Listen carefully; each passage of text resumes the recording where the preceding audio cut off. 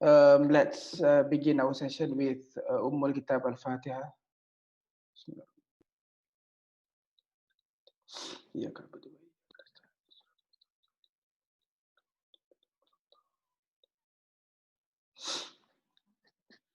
Okay, all right. So, who will be the first presenter? So this is TS2, TS3. Okay, so TS2, Doctor. TS2. Okay, all right. So who is the first presenter and which topic is it? Me. The first presenter. Yep. فليتفضل مشكورا. Do you have your? Can you share your slide?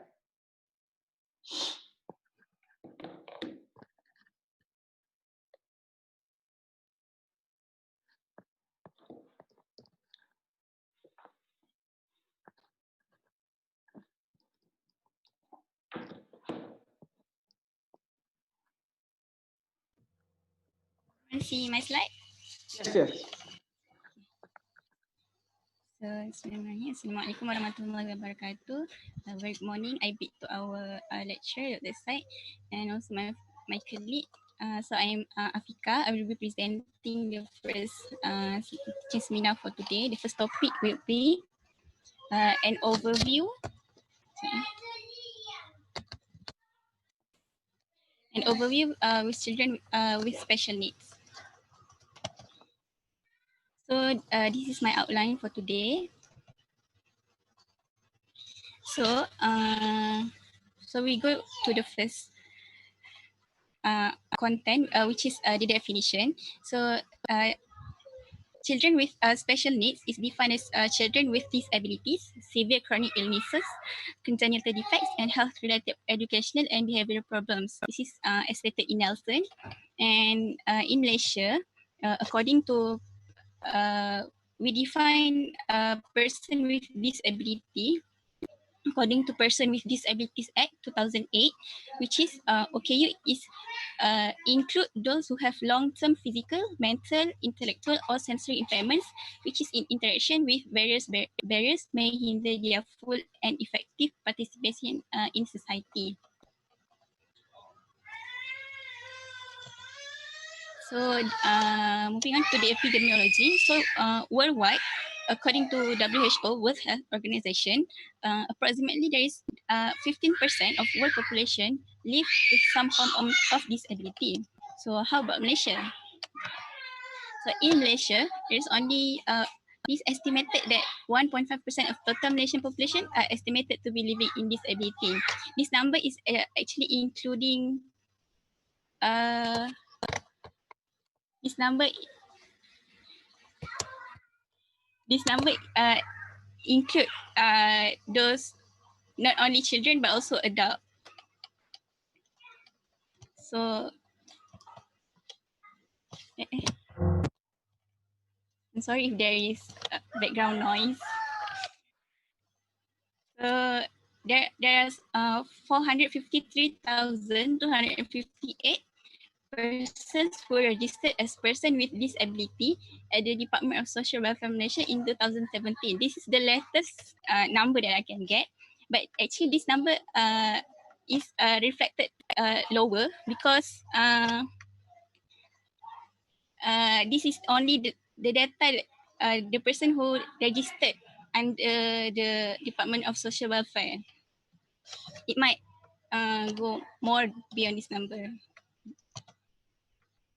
So this is the percentage of registration of person with disabilities by category. So the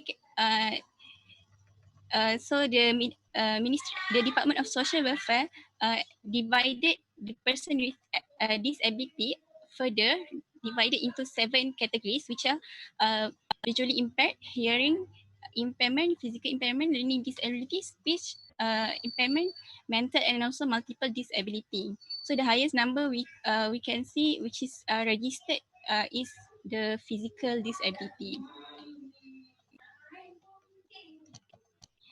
So moving on to the types of children with special needs.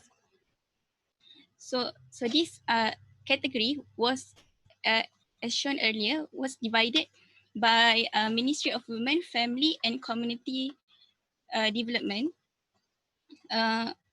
which we need to, which this category is made so that the person, it is easier for the person to be registered under the social welfare. So the first category is hearing, category of hearing. So hearing disabled means person unable to hear clearly in both ears without the use of hearing aid, or unable to hear at all with the use of a hearing aid. So the hearing disability can be divided into 4 levels, which is minimum 15 to less than 30 decibel in a child, moderate 30 to 60 decibel, severe, and also profound. So the next category is vision. Visually disabled means blind in both eye, or blind in one eye, or limited vision in both eye, or any other permanent visual impairment.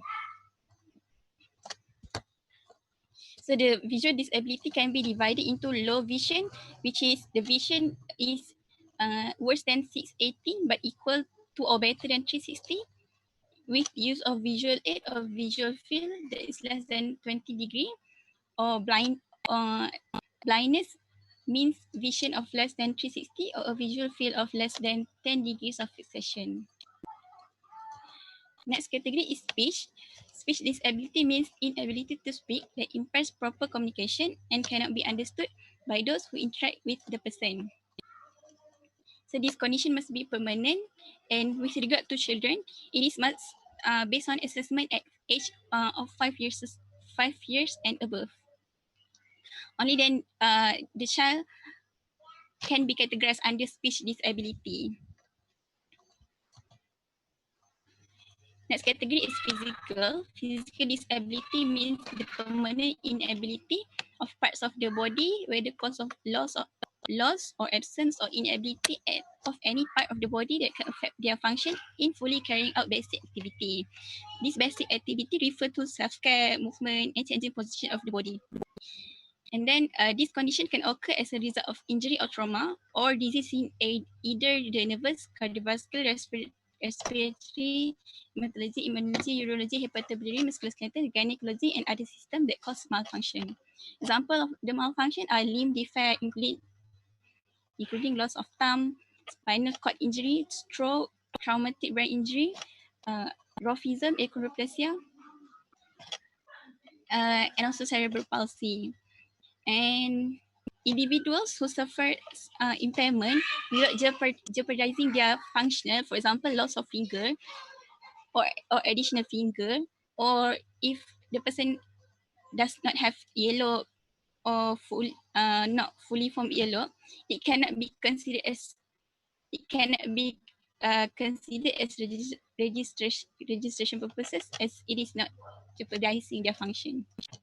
So the next category is learning difficulties, which mean the intellectual capabilities that do not conform with biological age. So those who fall within this category are the late global development, Down syndrome, and intellectual disability. And under this category also includes the condition that affect the learning ability of an individual, such as autism, attention deficit hyperactive disorder, and also specific learning difficulties such as dyslexia, dyscalculia, and also dysgraphia.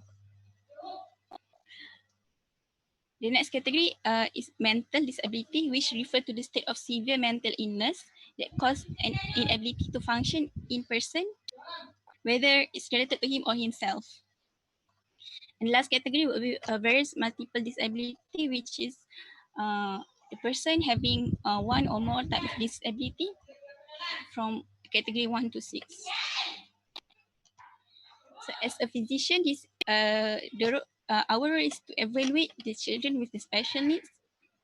So the first thing we need to assess medically, which we need to identify the cause of developmental dysfunction, and we need to identify and interpret if there is any other medical condition that have the developmental impact.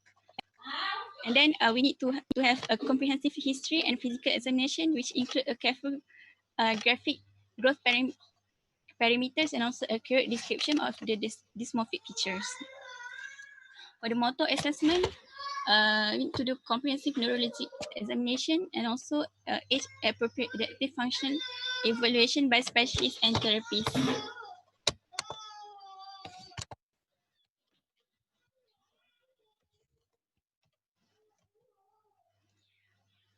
For psychological assessment, we need to test the cognitive ability and also evaluate the personality and also emotional well-being, and also to evaluate the IQ and mental age score.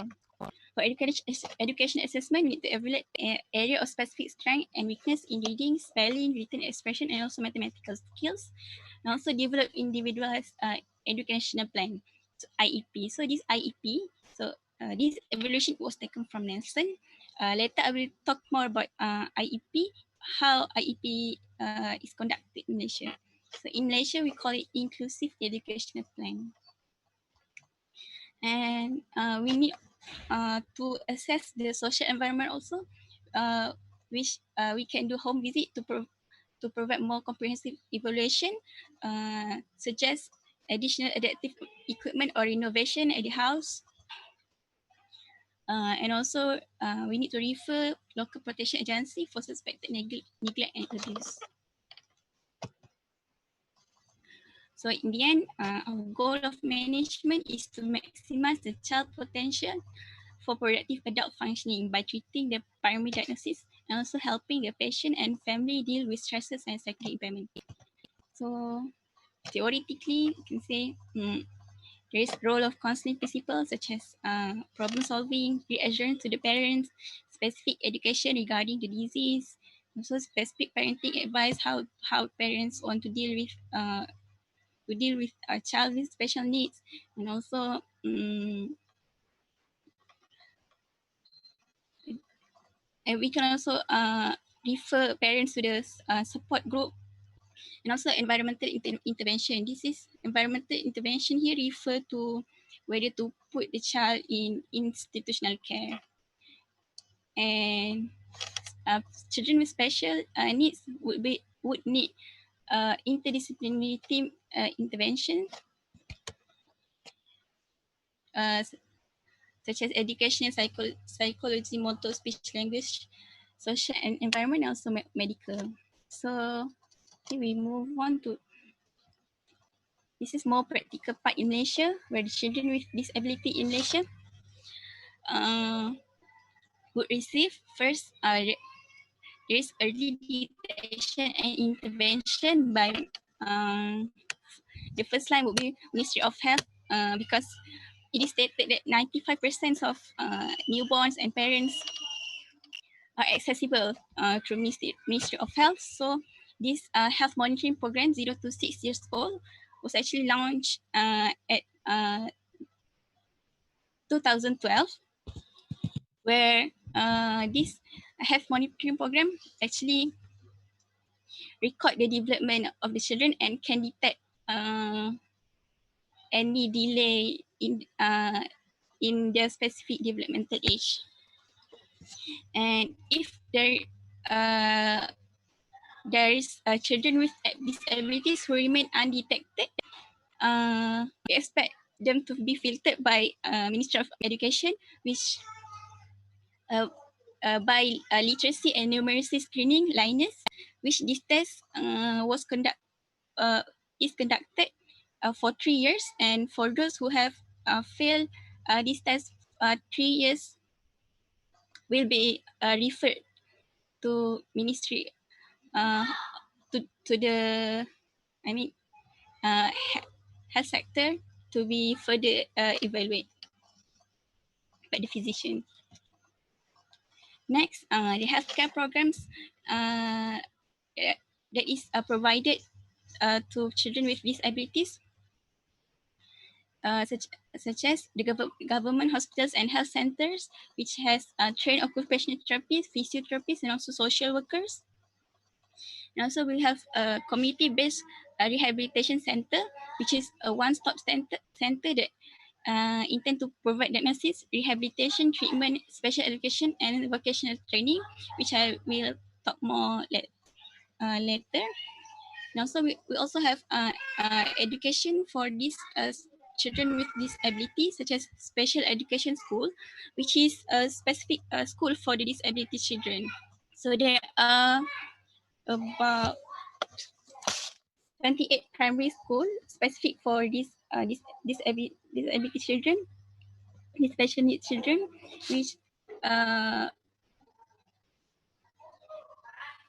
which categories into hearing impairment school, visually impairment school, and also learning difficulty school. So this picture here is one of the students who have visual disability, who learn visual impairment, who learn through text in speech.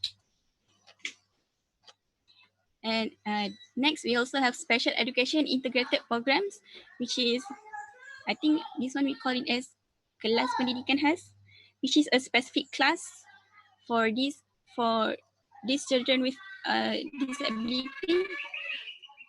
in the mainstream school. And the inclusive education program,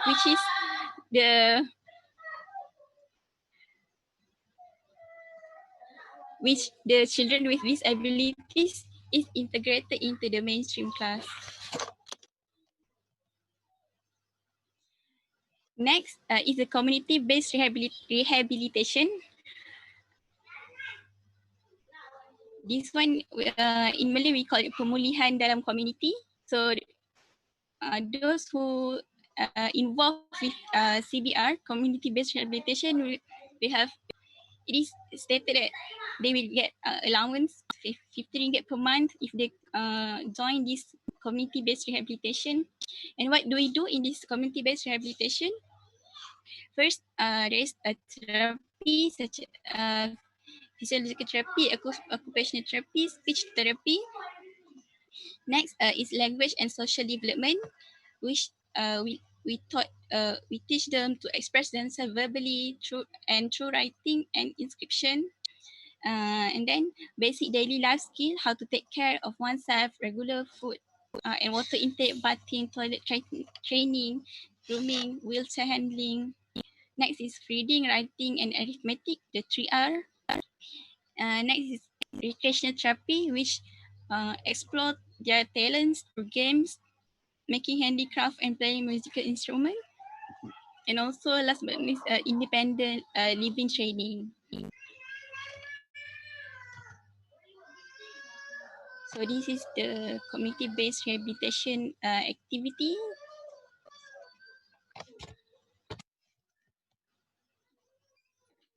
Other than that, we also have a social protection program, which is a monthly cash allowance of 150 is provided by Ministry of Education to children who enroll to special education school. And also there is Taman Sinar Harapan Homes, which provide residence and care and rehabilitation for children with disability. I think this home is for those who their caretaker, the children caretaker that do not take good care of them. And also we have a protection program for them, which is the Child Act, which cover 12 categories of children in need. And this Child Act is actually for all child, but it also extended to those with these children with disability. So the children which are in need of protection, including cases of physical, social, mental, and emotional abuse, and ill treatment, neglect, and abandonment. So the Child Act will allow the authority to take the temporary custody, to remove the child to a safe place, and also place the child to a refuge and rehabilitation. I think this is my last slide. These are my references.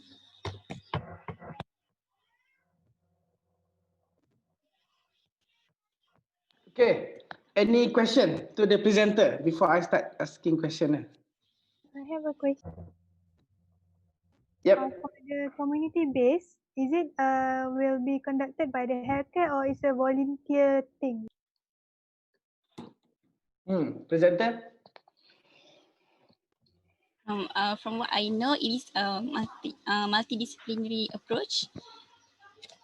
But it is, I think it's under Ministry of Health, more to Ministry of Health, because this is the national bodies, and we also have the NGOs that help these children with disabilities. Am I Yes, answering your question? yes, very true. So basically, it is a multidisciplinary, multi-group punya effort. Like mainly, it is under Ministry of Health. Mainly, it is under Ministry of Health. Also under Kementerian Pembangunan Wanita dan Kanak-kanak (KPWKM), who is under siapa minister dia sekarang ni? I don't remember who. Used to be under the Deputy Prime Minister before lah. So under this government, I'm not quite sure who. So basically, also under Kementerian Pembangunan Wanita dan Kanak-kanak, also dia ada certain jabatan yang handle all these children with special needs as well. And also we have many NGOs as well. We have certain NGOs that cater to children with autism. We have a special NGO that caters to people with visual impairment and whatnot. So these are the things. Okay, the first thing as future doctors, several things. Cuba balik tengok dekat our yang buku baby tu.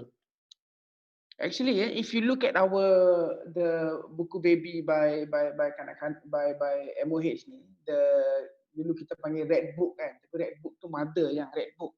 Untuk children ni dia punya buku dia will be colored based on dia punya gender lah. Kan? This book is actually very good. If you look at this book and you compare with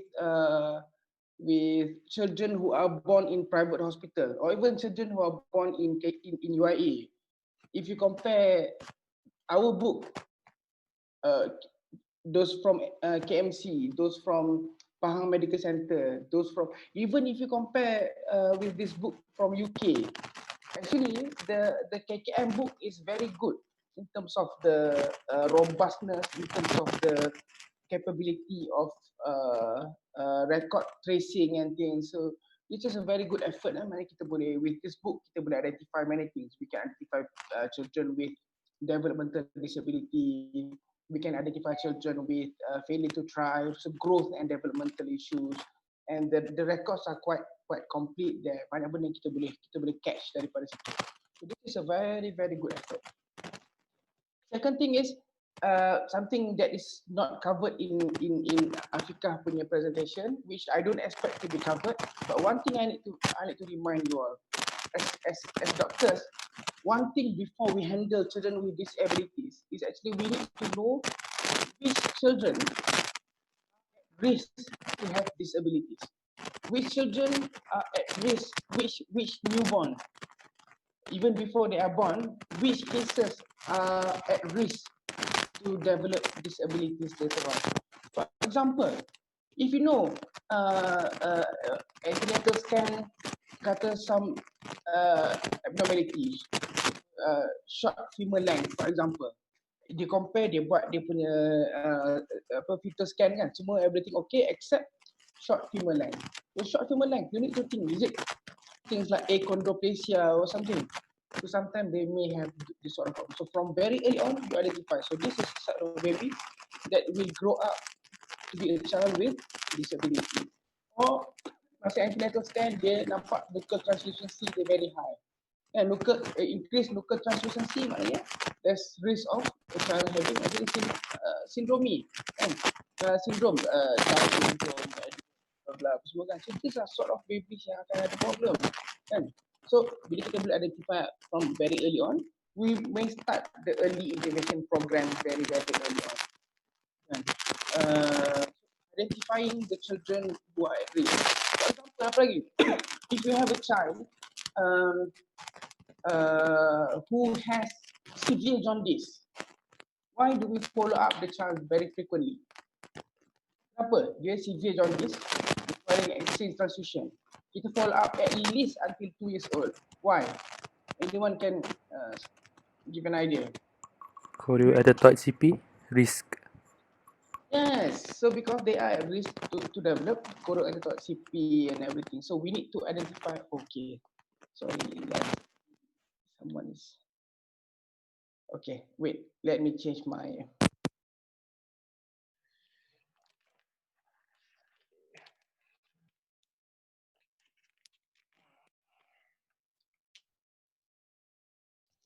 Hello. Okay. Clear? Okay. Is it still loud? Better. Ni ada noise lagi tak? Tak ada. Okay. So basically kita nak kena identify which children are at risk. So yang ada severe jaundice, you know, they are at risk to develop cerebral palsy. So sebab tu kita nak kena ada follow up dengan dia. For example lagi, children yang infant of diabetic mother. Apa benda yang kita nak kena watch out? Infant of diabetic mother.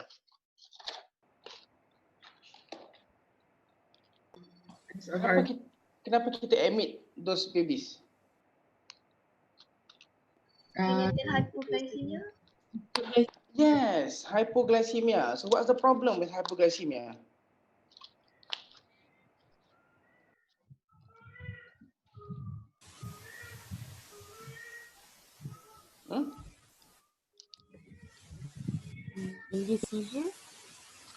So hypoglycemia sometimes dia boleh affect your intellectual function. So children with hypoglycemia, among the complications that they may have is actually intellectual impairment, developmental disabilities and things. So you have a child who's admitted for neonatal sepsis. You start the child on antibiotic with penicillin and gentamicin. And then you monitor therapeutic drug monitoring, kan? You do TDM level of gentamicin. And then you found the gentamicin level to be very high. So this is a sort of baby that we will follow up for a very long time. Why do we follow up? And we send the child to another department for testing. Why? Autotoxicity? Autotoxicity of the gentamicin. Autotoxicity, so hearing issues. So you need to send them for hearing assessment because we know gentamicin has autotoxicity. So that is why understanding which children are at risk is very important. And then we follow up them properly, and then we refer them early if we think there's any problem. If we think there is any hearing impairment, we refer them early. And then also, for example, in IUM Medical Center, we only start, I think, we haven't actually started yet, universal hearing screening. So we haven't formally start yet. But in KKM pun dia dah start universal. So all babies are screened for hearing. So identifying risk is very important. Identifying risk is very important. Okay. And then as well, if you look at our system, KKM, I think this is why our Ministry of Health is recognized as among the top 5 health system in the world. Mainly because our connection between hospital and also community base is very good. So we have this jururawat masyarakat who goes on to do home visits at home. Our community service is very, very good. I would say the only problem that we have is we don't have enough seniors. We don't even have any community pediatrician in Malaysia. So we don't have very, very senior pediatric physiotherapists or pediatric occupational therapists. We don't have that many developmental pediatricians. So these are the things that impair us a bit. But at the ground level, we have a very robust and very good system. So kita boleh identify, kita boleh treat even at community level. But the centers are not that enough lah. Tapi maknanya ada. Cuma dia tak boleh dapat buat too regular. Tapi sistem tu sudah ada. Of course not as good as UK for example. Tapi at least the system is there. But for us, contohnya, if you guys become sebelum jadi specialist, if you're MO, selalu apa? Selalu cikgu sekolah, teachers from school, dibawa children jumpa doktor. Kenapa? Sebab cikgu kata even at 8 years old, the child is not reading well. Sometimes they detect much earlier. So dia kata, our teachers are quite good actually, they are quite trained. So dia tahu, ni macam dyslexia, So ini macam autistic spectrum. So they're going to refer to us for assessment. So usually the first line of assessment is MOs. So MOs tengok dulu and then MOs akan refer. Dia akan refer sama ada pada pediatrician or to psychiatrist lah for further assessment. So but these are the things that we will face. Okay, alright, clear. I think if there's no other question, let's go to the next presentation.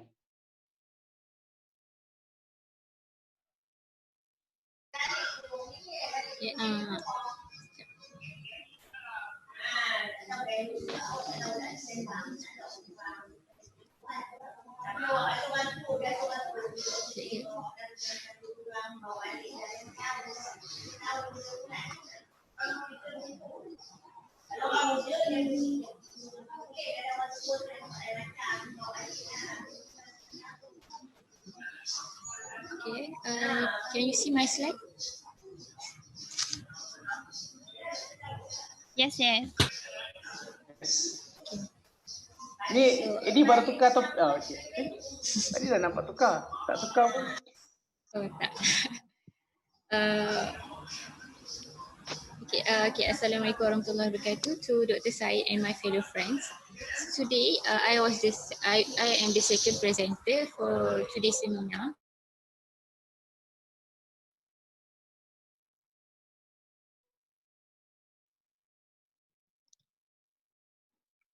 Hello? Is it only me that is getting it stuck or Zafirah problem? Zafirah start. Zafirah start, please. Terkejut nak kena present. I think she's having an internet problem. Alamak. Ke sebab dia nak project dia punya screen as well ni.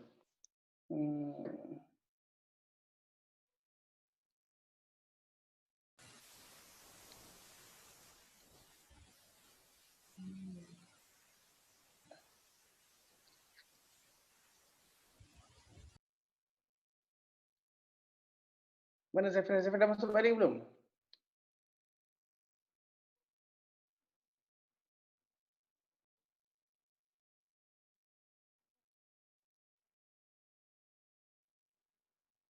We lost Zafirah.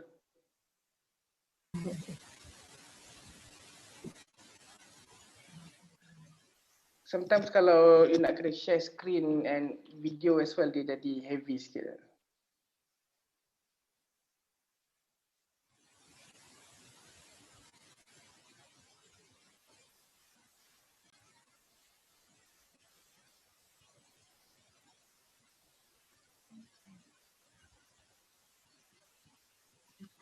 Zafirah is currently having internet problem, doctor. She is connecting to Zoom right now.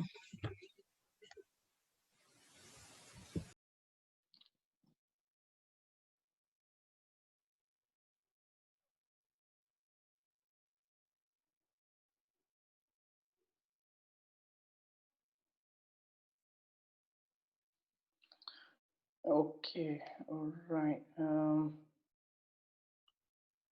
Okay, let's go with the next presentation.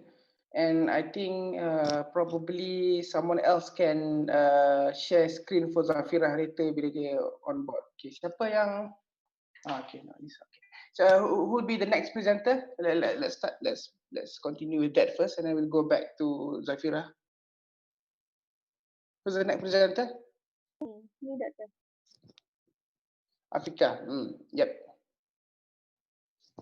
Let's proceed.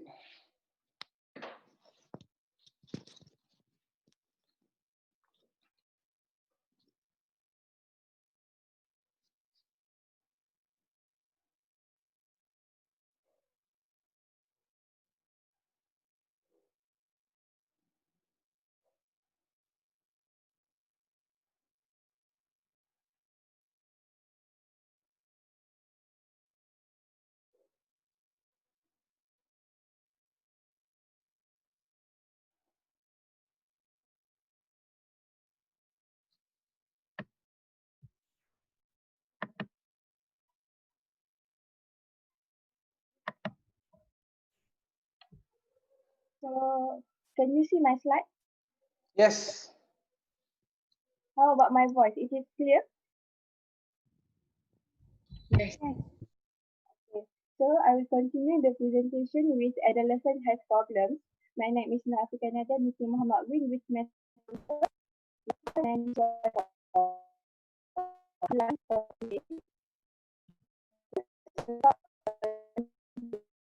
Now it's more clear. Okay. I think someone else need to portray the slides. My voice is not clear. How about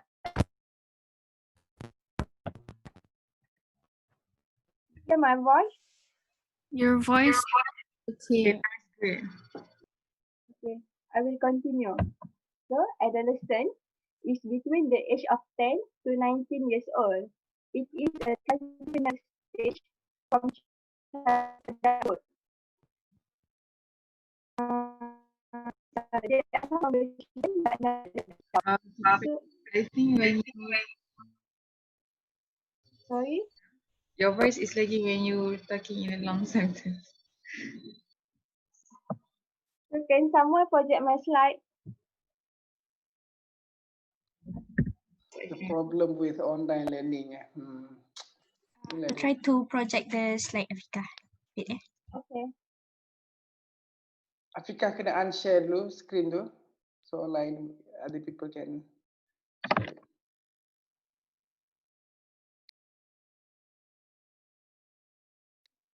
Problem with online learning kan.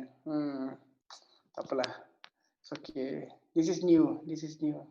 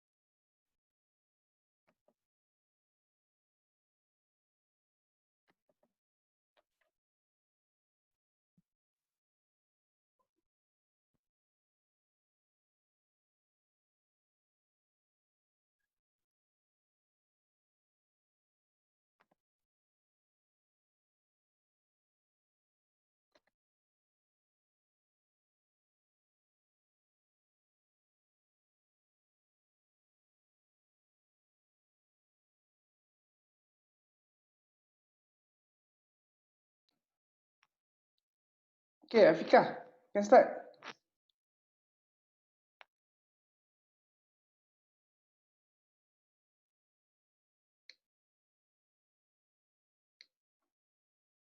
We keep losing our presenter.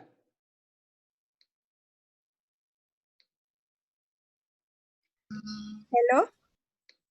Okay, Afiqah. Okay. Yes. Okay, I will talk about adolescent has problems. So next slide. So this is my outline. First, I will talk about the introduction to adolescent and assessment, and also the health problems related to the adolescent. Okay, next slide. Okay, first we go to the introduction to the adolescent. So adolescent is between the age of 10 to 19 years old. It is a transitional stage from childhood to the adulthood. So they are no longer children, but not yet adult. It comprises of 1/5 of the world population, and in Malaysia, about 5.5 million of adolescents in Malaysia. However, in the year of 2020, the number of adolescents in Malaysia will increase to the 6 million. Okay, next slide. So, adolescent health can be defined as a state of complete physical, social, mental, and also spiritual well-being of adolescents that will enable them to live a healthy and harmonious life within a supportive environment in preparation for optimal health in adulthood. So basically, it comprises of bio, psycho, social, and spiritual model. Okay, next. So this is regarding the adolescent development period. So it can be divided into early, middle, and late adolescent. For the early adolescent, it is between the age of 10 to 14 years old. In this stage, there will be rapid changes in physical appearance and behavior. So they start to think whether am I normal or not. So they start to develop self-consciousness and need for privacy. So when we club patient at this age, we need to focus more on the physical and also psychosocial health. For the middle adolescent, it is between the age 15 to 17 years old. At this time, they will start to develop autonomy and a global sense of identity. Who am I? So during the history, we need to focus on the adolescents' interaction with the family, school, and peers. And please take note that at this point of time, they will start to have high-risk behaviors as a result of experimentation. So it is common at this point of time. For the late adolescent, it is between the age of 18 to 21 years old. They start to have individuality and planning for the future. So at this point of time, we can put a greater emphasis on the adolescent's responsibility for their health. So next. So this table, actually I already summarized it from you, so you can read later. Okay, next. Okay. This one is with regards to the interviewing in adolescent. So adolescent interview actually shift from the information gathering from the parent to the adolescent itself.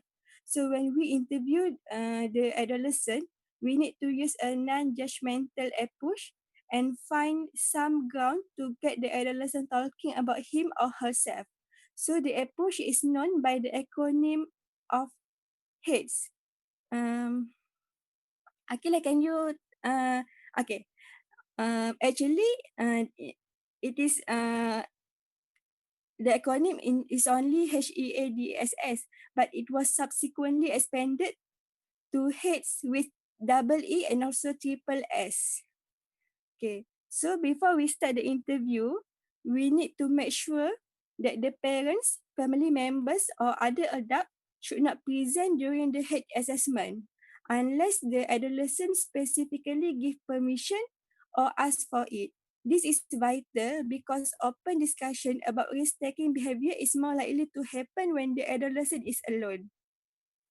When we start the interview, we have to introduce ourselves first. If the parents are present before the interview, we need to always introduce ourselves to the adolescent first and then to the parents.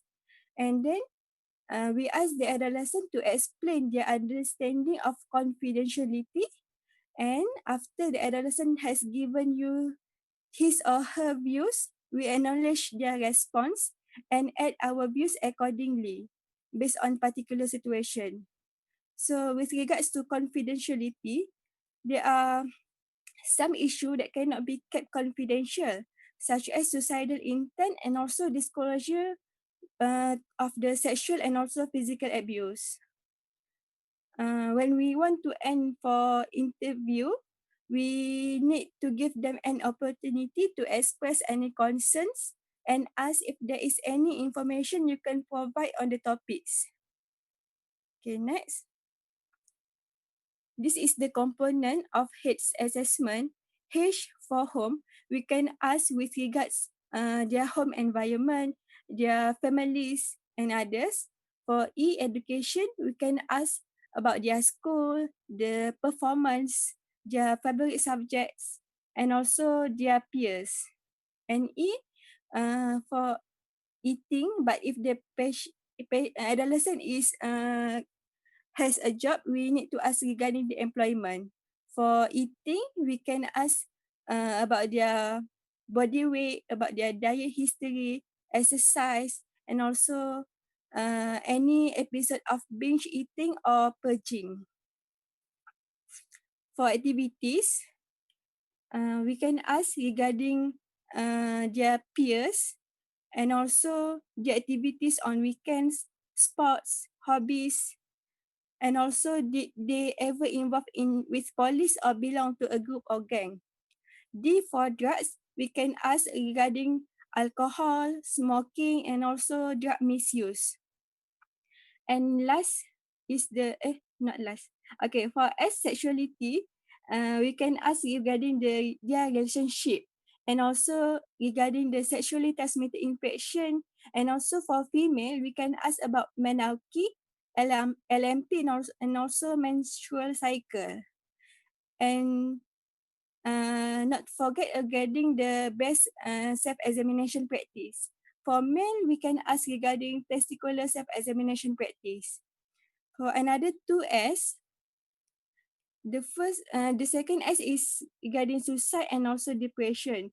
So we ask regarding the symptoms of depression, such as difficulty to sleep, change in appetite, and then any hopeless or helpless feeling, and ever attempted suicide.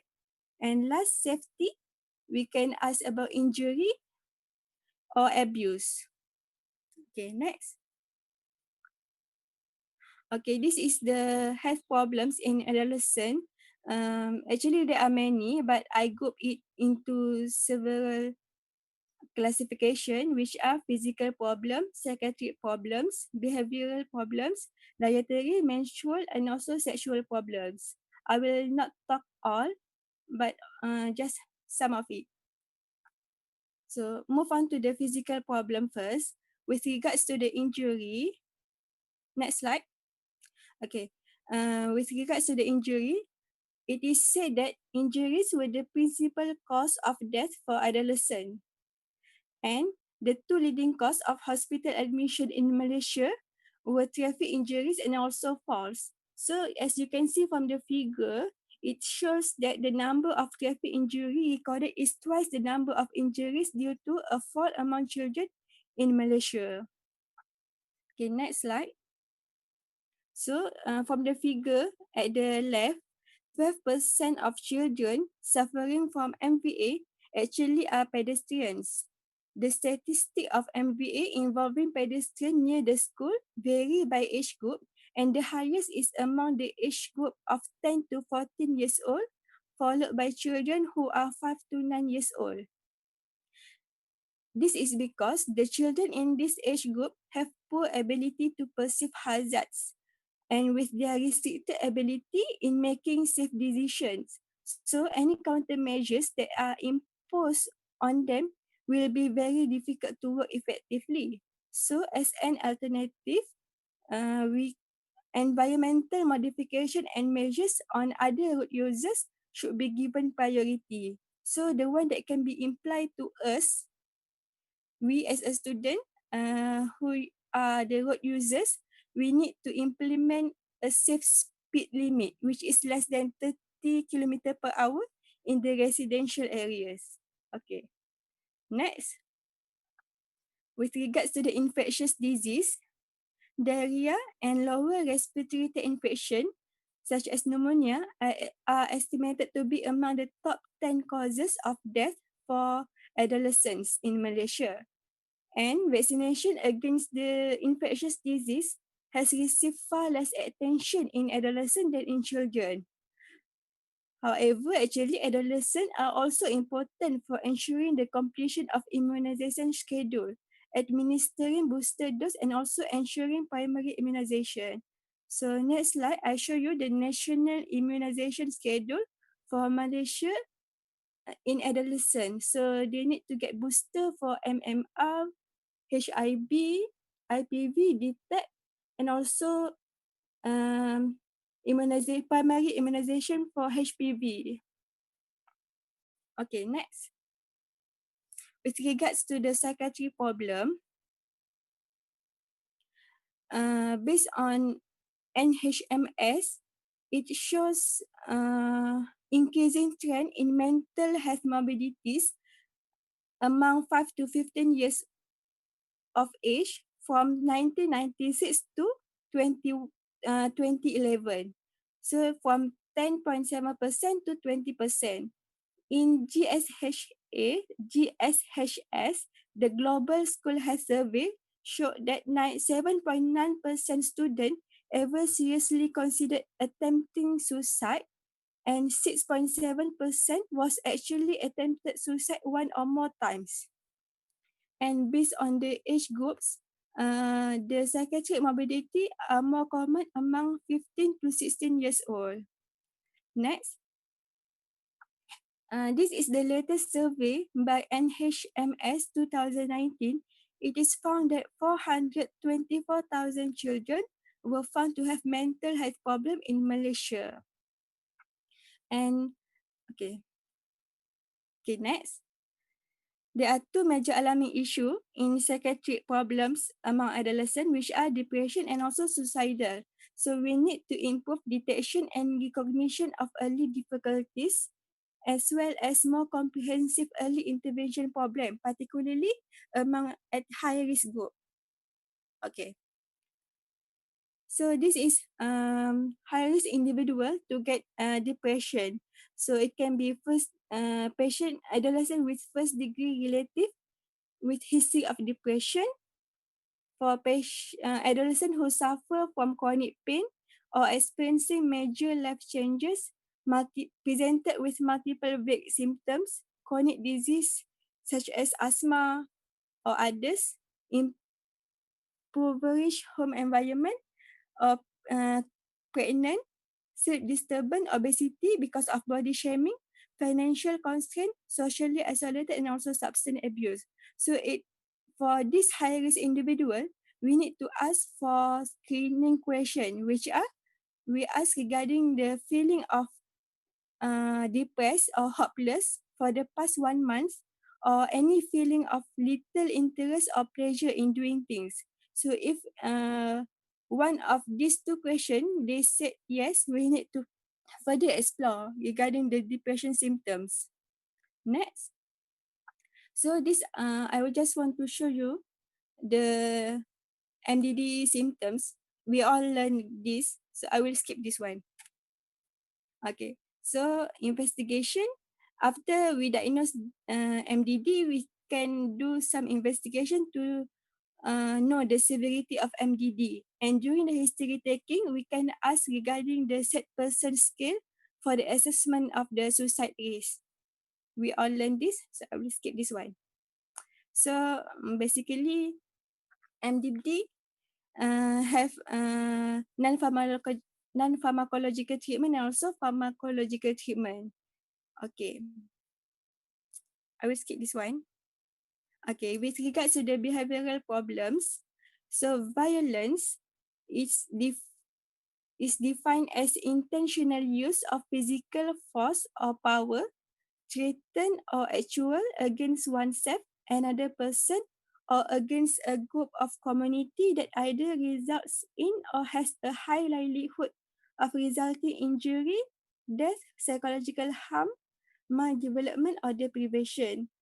So the adolescent can be the perpetrators, victims, or observers of violence, or any combination of the three roles with varying severity of impact on the individual, family, and also community. So multiple risk factors have been identified that may increase the risk of adolescents engaging in violence, including poverty, war, substance abuse, mental health disorders, and also poor family functioning. So this table is regarding the disorders associated with violent behaviors, which are ODD and also conduct disorder. So the difference between ODD and conduct disorder is ODD, they do not violate the basic right of others, but conduct disorder, usually they violates the basic right of others, such as they involve in destruction of the property, causing physical harm to people or animals, or prostitution. So these two type of disorders will increase the adolescent vulnerability for juvenile delinquency. Okay, next. So this picture is the assessment of adolescent at risk or with history of violent behavior, and it can be done by fifth mnemonic. So F for fighting, we can ask regarding how many fights were you in last year, and what was the last fight. And then I, regarding the injury, have you ever been injured, or have you ever injured someone else? S, regarding the sex, we can ask their sexual history or any history of rape or others. And then T, regarding the traits, has someone with a weapon threaten you? Or with regards to the self-defense, what do you do if someone tries to pick a fight? So this assessment is done for adolescent with history of violent behavior or at risk at violence. So in people with adolescent with violence, we can, the treatment modalities that we can offer is CBT, family intervention, such as parents management training, because usually adolescents that involved in violence, they have dysfunctional family. So we need to treat their family also. And then we can offer pharmacotherapy and treat existing comorbid condition, because sometimes the violence is also comorbid with other psychiatric morbidities such as ADHD. So we need to also treat ADHD. Okay. Okay, next with regard to the substance abuse. So this survey is taken from NHMS 2017. So with regards to the smoking, about 10% of Malaysian adolescents smoke, and it is more among boys, which is 22% compared to girls at 5%. And the prevalence of current cigarette smoking by ethnic was highest in Bumiputra, Sarawak and Sabah. Okay. And 16 Form 4 students reported the highest prevalence of current cigarette smoking at 15.3%. With regards to the alcohol, about 10% of Malaysian adolescents were current drinkers, and 76% of them sip their first alcoholic beverage before turning 40. So this is actually illegal, because the legal drinking age in Malaysia is 21. And it is sad because the most common source of obtaining alcohol among them is from the family, which is 38%. And then with regards to the substance abuse, it is less than 5% adolescent were current drug users, and 17% of them initiated the drug use at age 7 years or younger. So it is a sad fact in Malaysia. So with regards to the substance abuse, it can be tobacco, alcohol, and also drugs. Next slide. Okay lah, next slide. Okay. So there are multiple risk factors regarding the substance abuse, such as psychiatric problems, low self-esteem, low school achievement, dysfunctional family, or disconnectedness from the school, difficulty talking with parents, and also availability of the substance, and also the peer influence. So the protective factors are family connectedness, perceived healthiness, and also religious affiliation. So during history taking, we need to ask regarding the risk factors and also protective factors. Next. So substance use in adolescent is actually associated with multiple problems, and it can increase the acts of juvenile delinquency. So the adolescent may engage in other high-risk behaviors such as robbery, drug dealing, or prostitution for the purpose of acquiring the money necessary to buy drugs or alcohol. So regular use of any drug eventually will diminish the judgment and is always associated with unprotected sexual activity with its consequences of pregnancy and STI, including HIV, as well as physical violence and trauma. And any use of injected substance involving will involve the risk of hepatitis B and hepatitis C as well as HIV. So when we want to approach adolescent who had violent behavior or involved in substance use, so we need to ensure the confidentiality, explain our role and intention, and before we ask further, we need to build a good rapport first. And please do not be judgmental, and chase the parents out first if necessary, and please do not be rush. And if adolescent wants the doctor to be the same gender, so we need to be the same gender with them lah. And if the adolescent shy, we can ask them to write down. Okay. Next. So the craft mnemonic is specifically designed to screen for adolescent substance use in the primary care setting. So craft, C stand for the car.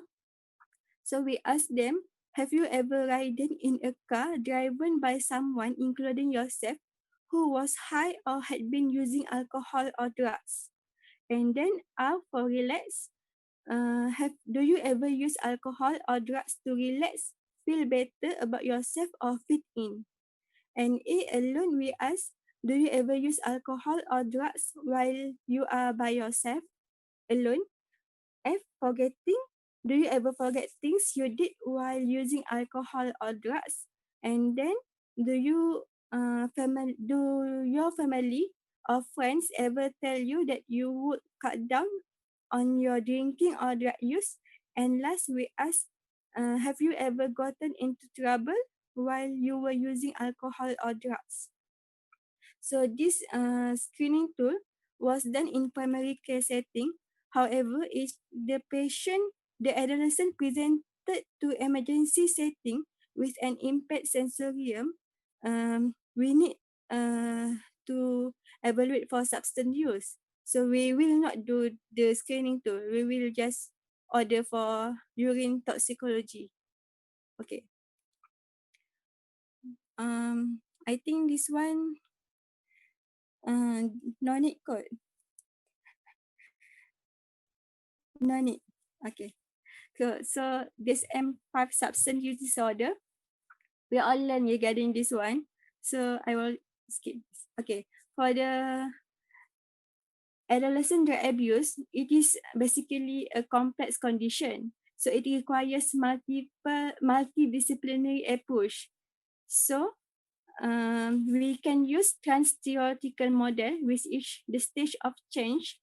This model will enhance the motivation for change in substance abuse treatment. So first is the pre-contemplation. So in the pre-contemplation phase, the adolescent will not yet considering change or is unwilling or unable to change. So our primary task is raising awareness. We raise their doubt and increase the patient's perception of the risks and problems with current behaviors. For the contemplation phase, it is when the patient sees the possibility of change but is ambivalent and uncertain. So our primary task is to resolving the ambivalence and helping the patient to change by evoke reasons for change, risk of not changing, and also strengthen patient's self-efficacy for behavior change. And then for the preparation, okay. For the preparation, it is when the patient committed to changing and still considering what to do.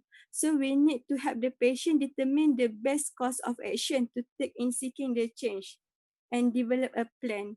And then action, it is when the patient taking steps toward change but has not stabilized in the process. So we help the patient implement the plan, use the skill and support the self-efficacy, and then maintenance, which is keep going when the patient has achieved the goals and is working to maintain the change. So our primary task is helping the patient identify and use strategies to prevent relapse. And sometimes the patient can have relapse. So we can help the patient recycle through the stage and without becoming stuck or demoralized because of the relapse. Okay. So this one we learn in family apa? During year 4. Okay. So basically, okay, I just want to remind you again regarding the 5 A's to quit tobacco and also 5 R's to the impatient unwilling to quit tobacco. So you can read it later. Okay, next. With regards to the dietary problem in adolescent, so basically the common dietary problem in adolescent is anorexia nervosa and also bulimia nervosa. Okay, next. You can read this one letter. Afiqah, go back to the smoke. Okay. Okay, my question is, do you treat vaping as the same? Yes. Why? Because vaping also can increase risk. Vaping also associated with multiple problems. Why is vaping a problem? What is the problem with vape? It can damage the lung. Okay, anyone else has any other idea or suggestion?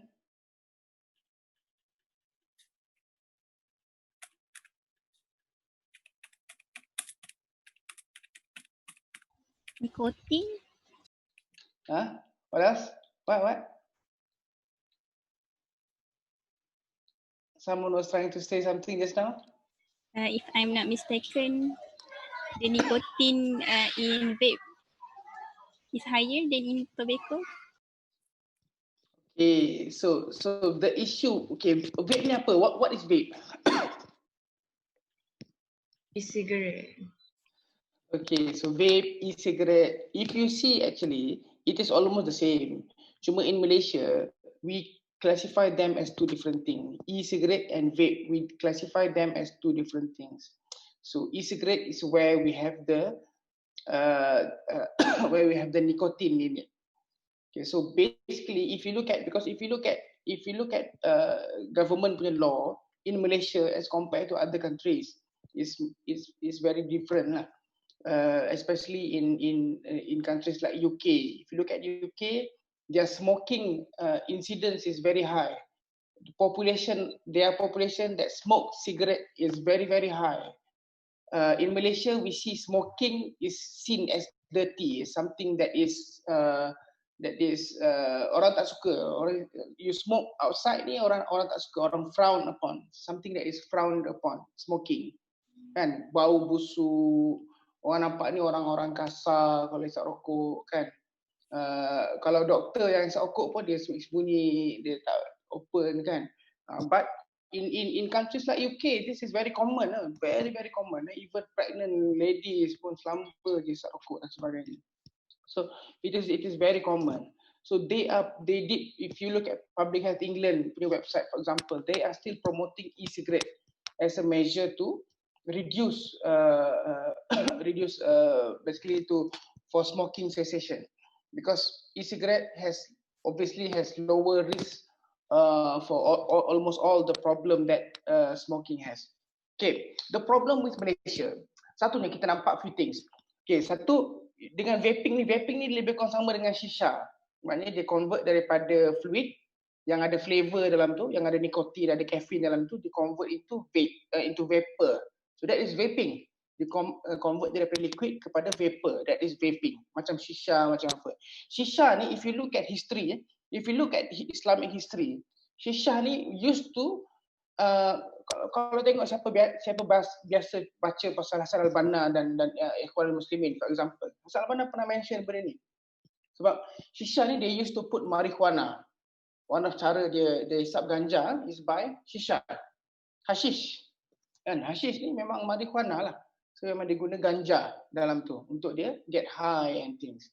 So that's the same problem dengan vaping ni. The issue is to make the flavor is very easy. Dia boleh buat dekat rumah sahaja. Dia just nak kena ada dia punya e-cigarette punya stick tu, vaping punya machine tu, and then dia punya flavor tu boleh buat sendiri, concoct at home by yourself. Dia boleh buat sendiri. So tu yang satu tu lah. The issue is it's so easy for people to put other substance in it, ganja ke whatever illegal substance ni dia boleh masuk dalam tu untuk get them high easily, and then it will be very difficult for us to control. So kalau boleh buat kat rumah, bancuh dalam botol-botol biasa semua kan, mana nak tahu ini heroin ke apa benda, ganja ke apa kan. So it's very difficult. Itu satu. Yang keduanya, so kalau dia totally betul-betul untuk smoking cessation, then it is okay, we can understand, we can accept. Tapi the problem sebab dengan e-cigarette atau vaping ni, dia tak ada this pungent smell daripada smoke, tak ada bau asap busuk tu kan. Kadang bau dia fruity, dia boleh keluar bau fruity daripada vape kan. Lepas tu gigi tak jadi rosak, mulut bibir tak jadi rosak.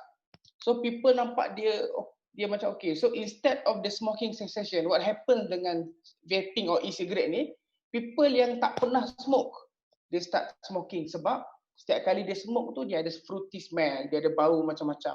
Kan dia boleh letak bau, certain fragrance pun boleh keluar. So it makes the smell tu menyebabkan people yang tak pernah smoking start vaping. Lepas tu children pun sama. Children pun sebab nak hisap rokok is quite difficult, dia kena ada teknik dia kan. Tapi dengan vaping, e-cigarette ni is much more easier. So even children starts to vape. So this is the problem that we have identified in Malaysia. So that is why we regulate this thing. This is why we regulate this thing. Okay, alright, proceed. Okay. So move on to the dietary problems. So the most common is anorexia nervosa and also bulimia nervosa. So it is commonest in mid-teens and more common in female, where the female to male ratio for anorexia nervosa is 20:1 and the female to male ratio for bulimia is 10:1. Okay. And this dietary problem also associated with depression, social phobia, panic disorder, GAD, and also OCD. So the difference between anorexia nervosa and also bulimia nervosa is in anorexia nervosa, it mainly refers to starving and create a skeletal-like body. But bulimia nervosa, they usually have episodes of binge eating followed by purging. With regards to the body weight, usually anorexia nervosa will have a very thin and low BMI. And for bulimia, they usually have average weight, ideal for their height and age. And with regards to dietary habits, usually anorexia nervosa will reduce their calorie intake and tend to eat less, but bulimia nervosa, they cannot control their appetite, so they usually have heavy meals followed by purging. And the complication in anorexia nervosa usually associated with amenorrhea, osteoporosis, and infertility. But in bulimia, because of the purging, so it can result in damage to the esophagus and teeth. Okay, next. So this complication of eating disorder, but I think you can read this later. Okay, so basically for the general management of anorexia nervosa and also bulimia, first we need to restore the function. So we need to restore the patient's nutritional state. when the patient had dehydration, starvation, or electrolyte imbalance. Then we need to identify this patient whether they need to hospitalize or not. So it is based on the patient's medical condition and the amount of structure needed to ensure the patient's cooperations. And then we can give psychoeducation regarding the disease, the effect of the nutritional problems, and teach nutrition a healthy diet. And then we can also offer psychotherapy such as CBT, dynamic psychotherapy, and also family therapy, because sometimes this disorder usually associated, usually it is family. Basically, we can give family therapy because this disorder can this disorder can also happens in it is can be genetic, so they can have similar problems. Basically there's a family preponderance, and also sometimes it runs in the family, isn't it? Runs in the family. Okay. And last but not least, we can offer antidepressant, especially in bulimia, because they often have personality disturbance, impulse control difficulties, and family history of affective disorders. So such as fluoxetine, which is SSRI. Okay. Next, with regards to the obesity, so it is one of the major burden faced by the new generation of adolescents. In the new survey, the NHMS 2019, it is said that 29.8% of children below 18 years old are found to be overweight and obese. So it is actually a problem, and we can cater this problem by changing their secondary lifestyle, advise them to decrease consumption of calorie-dense food, and also increase outdoor activity. And then the table below, I just want to show you the weight status category. Okay. Next, these are the complications of obesity. So basically, there are many. For example, they can cause OSA, metabolic syndrome such as hypertension, ischemic heart disease, diabetes, PCOS, and others. Okay.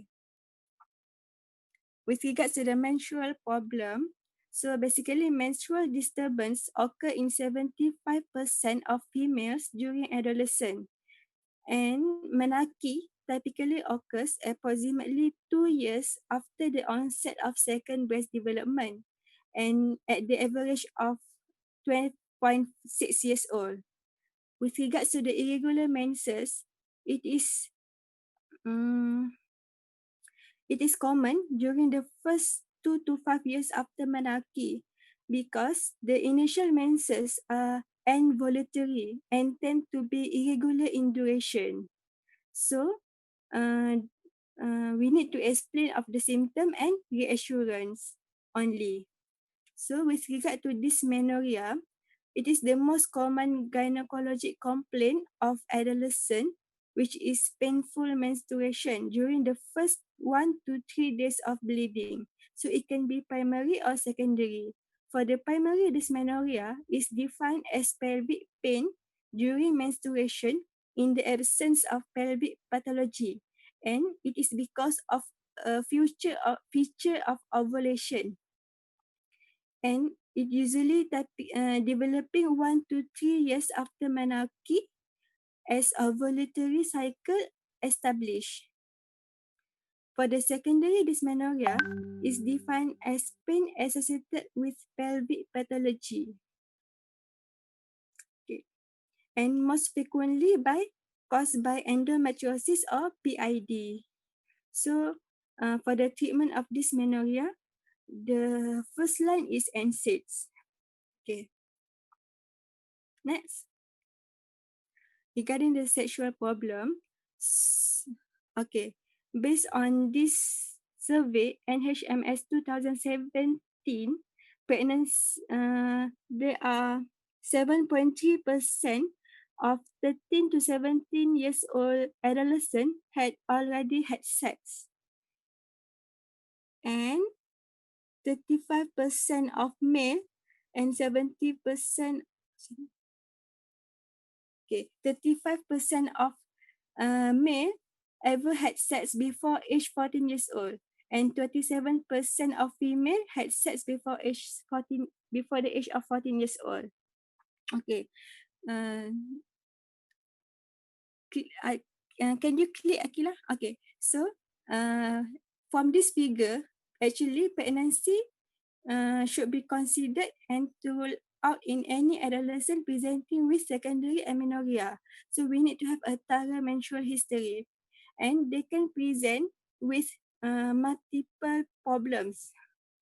In early adolescence, they often present with other symptoms such as vomiting, weight pains, and also deteriorating behavior.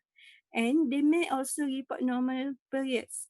But in frequently pregnant adolescent, usually they can delay seeking a diagnosis until several periods have been missed, and they can deny having intercourse. So we need to have a thorough menstrual history lah. And then we can, if we suspect pregnant, so we can do UPT, and the UPT result can be positive 7 to 10 days after the conception, even before the patient had missed menses. And then we need to also rule out for rape in all cases of adolescent pregnancy. Okay, next. With regards to the rape, it is basically defined as physically forced or otherwise coercive penetration, even if slight of the vulva or anus using a penis, other body parts, or an object. So it is a legal term for non-consensual intercourse. So almost half of the rape victims are adolescents. Near 2,000 cases of rapes in 2017 are reported in Malaysia. And the statutory rape, the Penal Code 574 states that a man is said to commit rape if he has sexual intercourse with a woman with or without her consent when she is under 16 years old. Okay. So for the acute management of rape, first is the history taking. We need to take a complete history, which includes the detail of the sexual assault, time from the assault until the presentation, whether the victim cleaned herself, and date of LMP, and also other previous sexual activity, if any. For the forensic material, so for optimal result, the forensic material should be collected within 72 hours of assault, and the clothes, especially undergarments, need to be placed in a paper bag for drying, and the patient should be inspected for bruising, bites, oral, genital, and anal trauma. The photographs are the best record to document the injuries. And we can also do culture for STI, but usually they are often negative. And then for the examination, detailed examination should be done by the appropriate respective departments. So from the OSCC, One Stop Crisis Center Policy and Guideline for Hospital in Malaysia, it is said that for all alleged rape and sexual assault survivors shall be referred, managed, and followed up by the attending specialist from ONG department. And in the case of child abuse or neglect cases, it should be managed by the pediatric department or SCAN team, the suspected child abuse and neglect team. And all sodomy survivors, which is sodomy means anal intercourse, shall be referred to the surgical departments. And then for the therapy after a rape includes prophylaxis for emergency contraception and STI. Okay, next. So this is the three types of emergency contraception available in Malaysia. The first one is levonorgestrel. It is progestogen. It can be obtained over the counter and it can be used up to 72 hours of unprotected sex. For ulipristal acetate, or the brand name is usually Ella, it can be used up to 5 days post unprotected sex. And for the copper IUD, it is more effective and can be used up to 5 days post unprotected sex. Okay.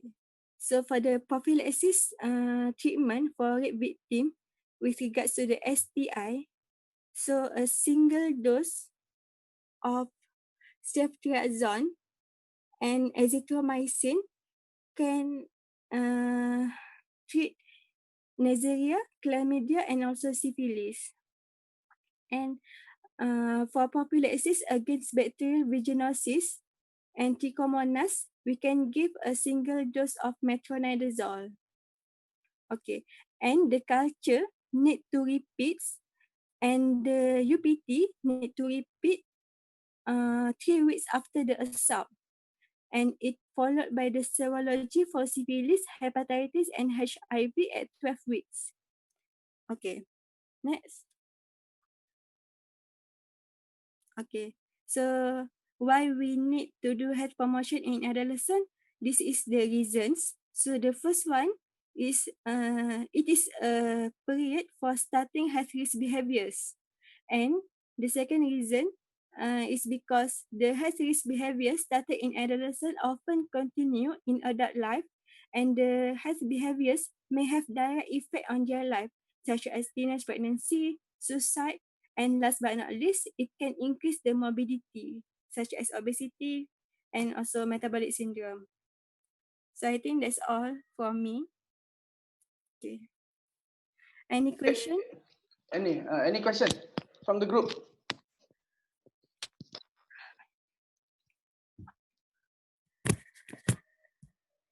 Adolescent medicine is something that is, if you ask me, is something that is very difficult. Why is it difficult? Because in adolescent, they have their own they have their own complexity as the years goes by, kan? 5 to 7 and then 7 to 10, 10 to 14, dia punya the difference in terms of, and 14 to 17 to 19 and whatnot. The stages of how their mind develop and things. Okay, for example, in a child with diabetes, for example, the moment they go into adolescent period, usually this is where the problem comes with compliance issues and things. Childhood obesity is another issue yang kita nak kena settle, and I think not that much effort lagi yang ada buat di peringkat adolescent. So in Malaysia, we don't have that many adolescent pediatrician. Adolescent pediatrician ni, kita I think less than 5 in the whole of Malaysia. Less than 5. So macam mana kita nak ada robust program untuk adolescent kalau we don't have enough number? For example, you all semua pergi sekolah dulu kan? Anyone dekat sekolah dia yang ada offer good healthy food dekat sekolah? Tak ada kan?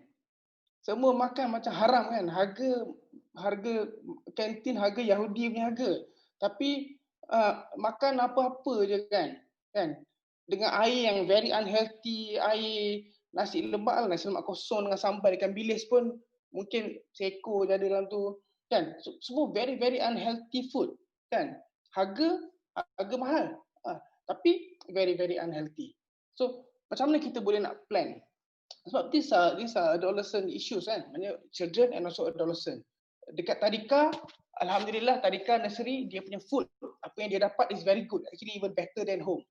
Nursery tadika, kalau kita tengok dia punya food yang dia prepare is very good, I've seen, it's very good. Tapi the moment dia masuk primary school, the moment dia pergi ke secondary school, terus in terms of nutrition yang dia dapat is very bad. It's very bad kan.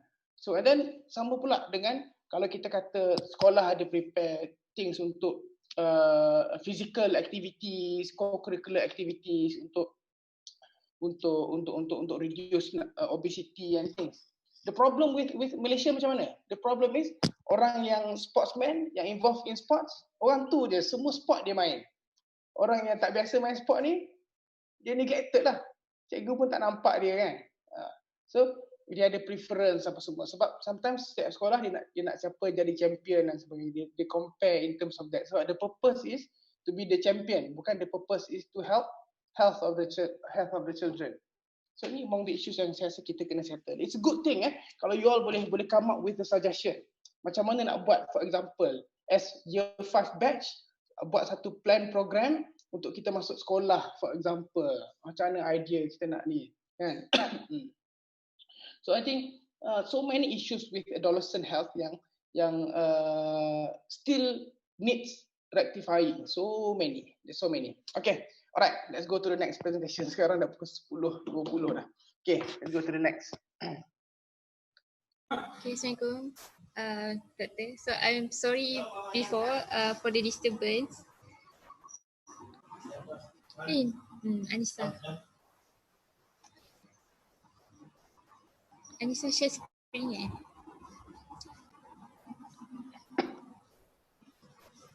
Kejap.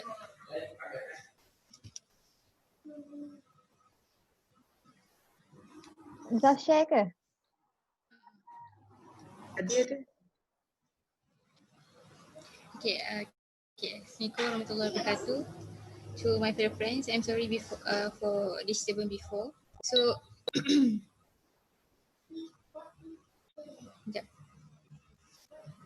So today my topic is mental retardation. So actually mental retardation was not used anymore today because it is very stigmatizing and not nice to hear. And then we use intellectual disability instead. Kenapa?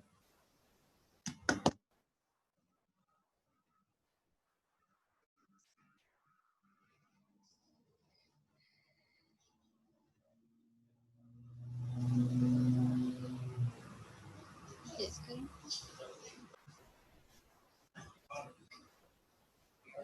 Start ke apa? Okay, so we use intellectual disability instead. So I'll talk on the intellectual disability because most of sources is actually called intellectual disability. So this is my outline of presentation, which consists of definition, classification, etiology, clinical manifestation, investigation, and management. So the definition, I took the definition from the Nelson textbook and UpToDate.com. So from the Nelson textbook, so the definition is a group of disorders that have in common deficits of adaptive and intellectual function. And age of onset is before maturity is reached. So from the lesson it says that there are 3 criteria that must be met, which are first, significantly impairments in intellectual function, which refers to the performance of individual that administer from the test. So that is a test that can measure the intellectual function, which we usually heard is IQ, right? So if there is significant impairment, the IQ is 2 standard deviation below the mean of the test. For example, if a test that is a mean of hundreds and standard deviation is about 15, so any scores, IQ scores that below 70 would meet this criteria of impairments of intellectual function. Next is significant impairments in adaptive function. It reflects the degree that impairs the daily function. So adaptive functioning is about the skills that are required for people to function in their everyday life. So it consists of 3 skills, which are conceptual, social, and practical skills. And I will explain later. And Nelson mentioned that Nelson and UpToDate.com mentioned that the criteria is for the criteria of adaptive function it must have at least, it must have at least one delays in either conceptual, practical, or social. So we can consider there is impairments in adaptive function, at least one lah, either one. And then the last one is onset is before 18 years old adulthood. The onset of the symptoms that we observe there is impairment is before 18 years old lah. And then this is up to date. So the up to date punya definition is actually the same as Nelson. There is difference in terms of sentence lah. It is the neurodevelopmental disorder that begins in childhood and characterized by limitation of intelligence and adaptive skills. At least one of three adaptive domains, which I mentioned before: conceptual, social, and practical. And then it's basically the same lah. So what is adaptive functioning? What I have mentioned about conceptual, social, and practical. So from the conceptual skills, it is about literacy, like language, reading and writing, and then mathematics, money, time and number concepts, and theoretical or abstract such as reasoning, memory, self-direction, and judgment. And then for social skills, it's about the social communication, empathy, ability to ability to be friends, and then social problem skills, social problem solving, social responsibility, and self-esteem. And also in social skill also included the gullibility, the ability to follow rules and avoiding victimization. So if macam about so next is practical skills, which most part covered about the daily living skills and some additional skill. Daily living skill is about eating, dressing, mobility, and toileting. And then additional skills like following a schedule or routine, using a telephone, managing money, preparing meals, occupational skills, and ability in transportation, travel, healthcare, and safety. So actually, the adaptive functioning is also being tested by some kind of standardized test to assess these particular domains lah. And then I will talk later. So this is the test, a review of the test of according to the intellectual or adaptive test, and according to the age, what test we need to use for corresponding to the age. However, I will simplify it. So the first one is Bailey scales of infant development. It is most commonly used for intelligence scale in infant. So it assesses language, visual problem skills, behavior, fine motor skills, and gross motor. And this Bailey scales of infant development is for infants until up to 42 months old, about 3 years, of age. And then next one is Wechsler scale. So Wechsler scale have been divided into Wechsler preschool and primary scale of intelligence, and Wechsler intelligence scale for children. First edition. So for the first one is for mental for age about 3 to 6 years old, and then the Wechsler intelligence scale for children is for above 6 years of age. And then the next one, to test the adaptive function, we use Vineland Adaptive Behavior Scale or VABS. This involve interviews with the parents and or caregivers or teachers that assess adaptive behavior in 4 domains, either communication, daily living skills, socialization, and motor skills. So next we move on to the classification.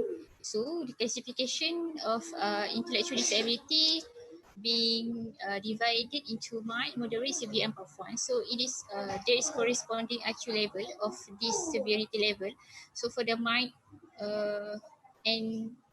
for the mild ID, so it is between 50 to 70, and then the adaptive functioning that have impact is conceptual require academic support, social, have immature social skills and personal judgment. And however, practical is mostly independent. So the mild ID children can able to do activity daily life.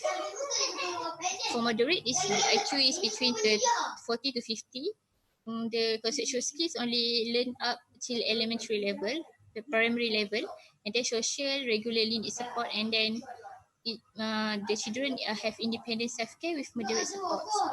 And then for the next is severe, it is between 20 to 40. Yeah, they are like little understanding of written language or number, time, and money concepts. And they may use very basic single words, phrase, or gestures. And individuals are trainable in some basic action in daily life for practical skills. And then proportion is less than 20. It is very disability like in intellectual. So macam may use objects include directed session for self-care, can express non-verbally, and very dependent for the activity of activities of daily living like toileting, eating, showering.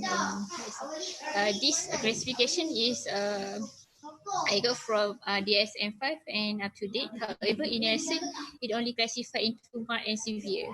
So the IQ for mild is 50 to 70. However, in severe, it considers severe if IQ is less than 50. It is in Adolescent. And then next we move on to the etiology. So the etiology have been divided into genetic causes and environmental causes. So for the genetic causes, have been further divided into chromosomal disorder or single gene disorder. So for the chromosomal disorder, it involves like Down syndrome, which is trisomy 21, and the rest is actually is a mutation or deletion of the chromosome itself, such as the Josh, William, Benjamin, Prader Willi, Smith Manganese, and Kudachin syndrome. I will explain later on. And then next is single gene disorder. For example, is inborn error of metabolism, and the most common is phenylketonuria. And then Fragile X syndrome and Rett syndrome is X-linked disorder. That's for genetic causes for intellectual disability. And then next one is environmental causes. First, environmental causes can be divided further into antenatal or intrapartum and postnatal. So for the antenatal, it has intrauterine infection, such as TOSH, which is Toxoplasma, Rubella, cytomegalovirus, and herpes simplex, and others such as syphilis, hepatitis B, and varicella zoster.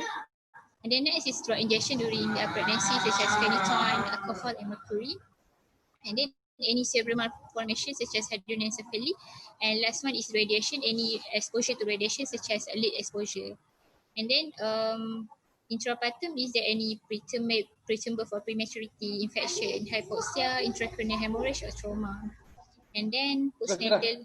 Yes. Zafirah, ada siapa orang Kelantan tak dalam ni? Siapa orang Kelantan dalam ni?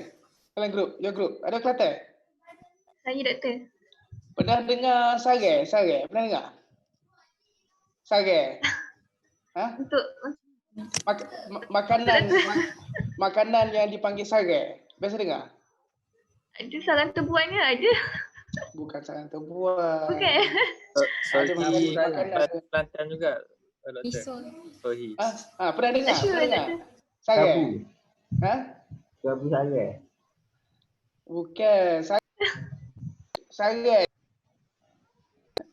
Sare ni, I'm not quite sure kat sare ni dia macam mana dia buat lah.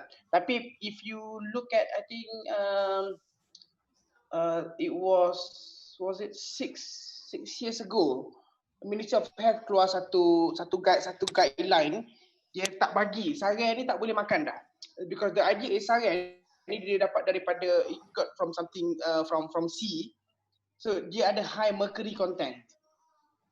So dia ada high mercury content, and mercury, as mentioned here by Zafirah ni, the problem is it can affect intellectual lah.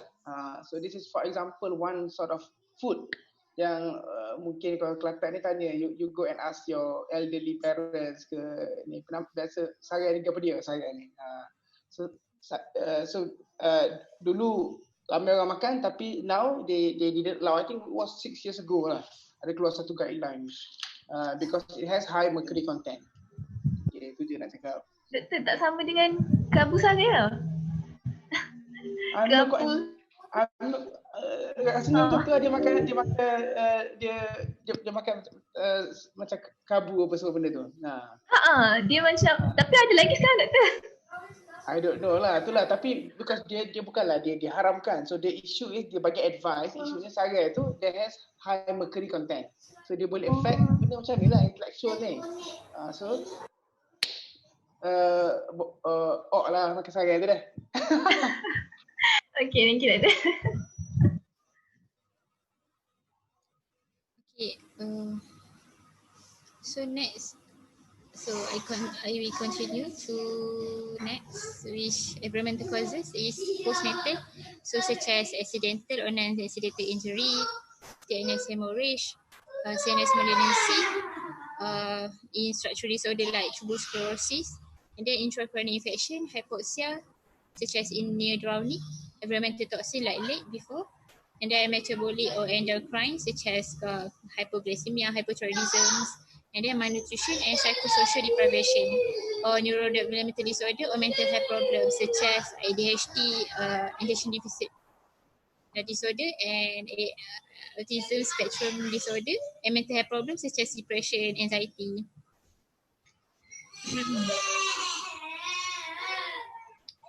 Okay, next I explain a little bit regarding the syndromes. So for the first one is Down syndromes. It is trisomy 21, and it is the most common genetic cause of intellectual disability. So basically, Down syndrome is characterized by dysmorphic features like in the pictures, and then congenital malformations and other health problems as medical conditions. So for Down syndrome children, they are mostly mild to moderate intellectual disability with intelligence is between 70 to 30. And however, some of them having a severe one is between less than 20, IQ is less than 20.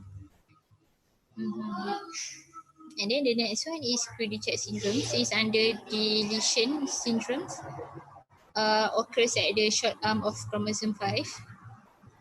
How it is Credit syndrome, like the names cry. So there is a cry-like, cat-like cry in infancy with growth failure, microcephaly, facial abnormalities, and mental retardation. So these some features of Credit syndrome.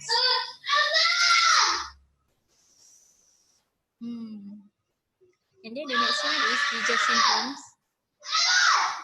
Kejap doktor.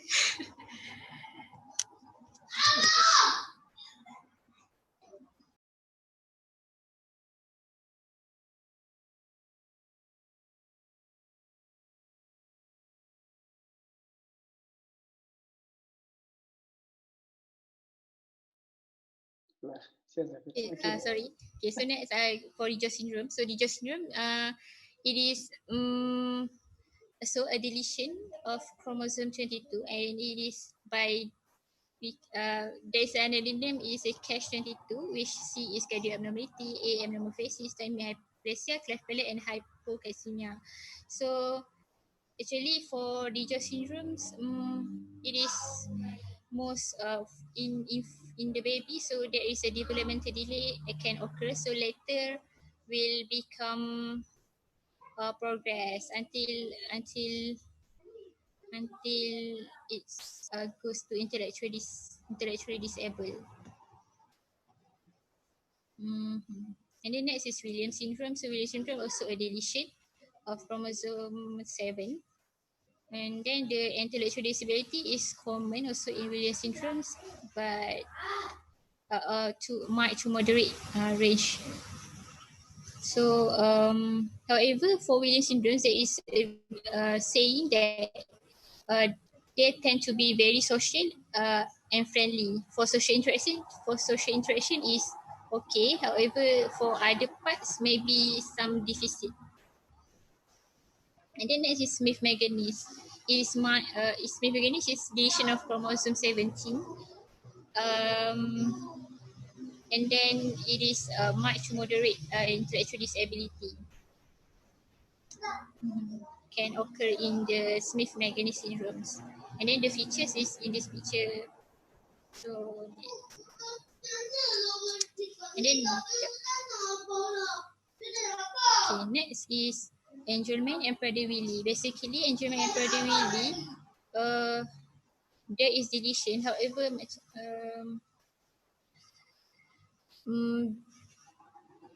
this basically the same. The mutation is about at the same chromosome. However, it derived from different origin.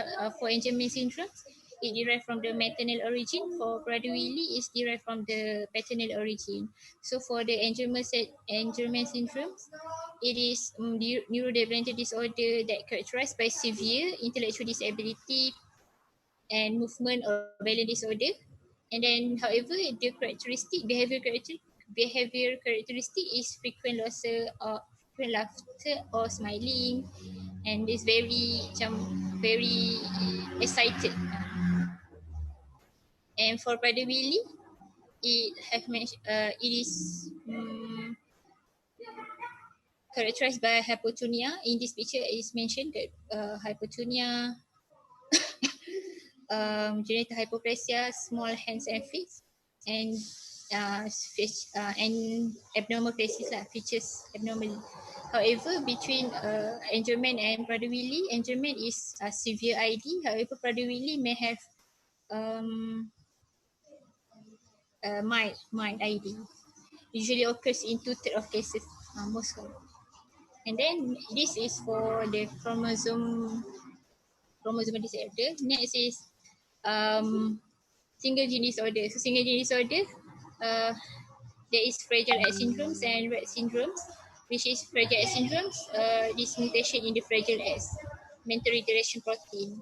So there is the features most common in Fragile X syndrome is intellectual disability, delay in developmental delay, and learning disability. So more common in boys compared to girls. However, both can. And then for Fragile X syndromes, what I read is the boys have more severe ID compared to girls. And then for next is Rett syndrome. This is mutation in gene that occurs most aggressively in females. So usually Rett syndrome is occur in females. And then it is like in the picture, there is problems in it's having problems in development, as well as there is usually seizures are common in the Rett syndrome, so can impact the brain function. And then the next for secondary disorder is phenylketonuria, which is toxic. There is a lot excessive phenylalanine due to inability of body to convert phenylalanine into tyrosine. So the excessive amount of phenylalanine can interfere the brain growth, myelination, and neurotransmitter synthesis. So that's why it can impact the intellectual function. Next is tuberous sclerosis. Tuberous sclerosis is a mutation in the TSC gene, and then this the picture shows most of the major features of the tuberous sclerosis. So one effect is SEGA or subepidermal nodule. So that's also can impact the function of the brain, so can cause intellectual disability. And the last one is hydroencephaly, which fluid-filled cavities replace the cerebral hemisphere, cerebellum and midbrain and cerebellum, and the only preserved one is the basal ganglia. So it also have intellectual disabilities. So these are the causes from the Nielsen. The previous one is from the up to date is more in up to date lah. Next, I move on to the clinical manifestation. So clinical manifestation, so it is according to age. newborn. So what we concern on is dysmorphic syndromes and dysmorphic features such as like Down syndromes, I have mentioned before, and then multiple congenital anomalies, microcephaly, and major organ system dysfunction. And then for early infancy, like 2 to 4 months old, there are failure to interact with the environment, and then we concern on the vision and hearing impairments. And then later infancy is between 6 to 18 months old. Uh, we can see there is a gross motor delay, especially in sitting, crawling, and walking. Like, and then next is toddlers between 2 to 3 years old is having language delays or difficulties or any behavioral problems such as misconduct. And then preschool is 3 to 5 years old.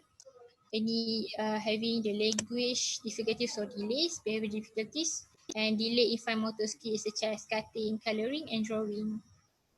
School age, about more than 5 years old, is having there is academic underachievement.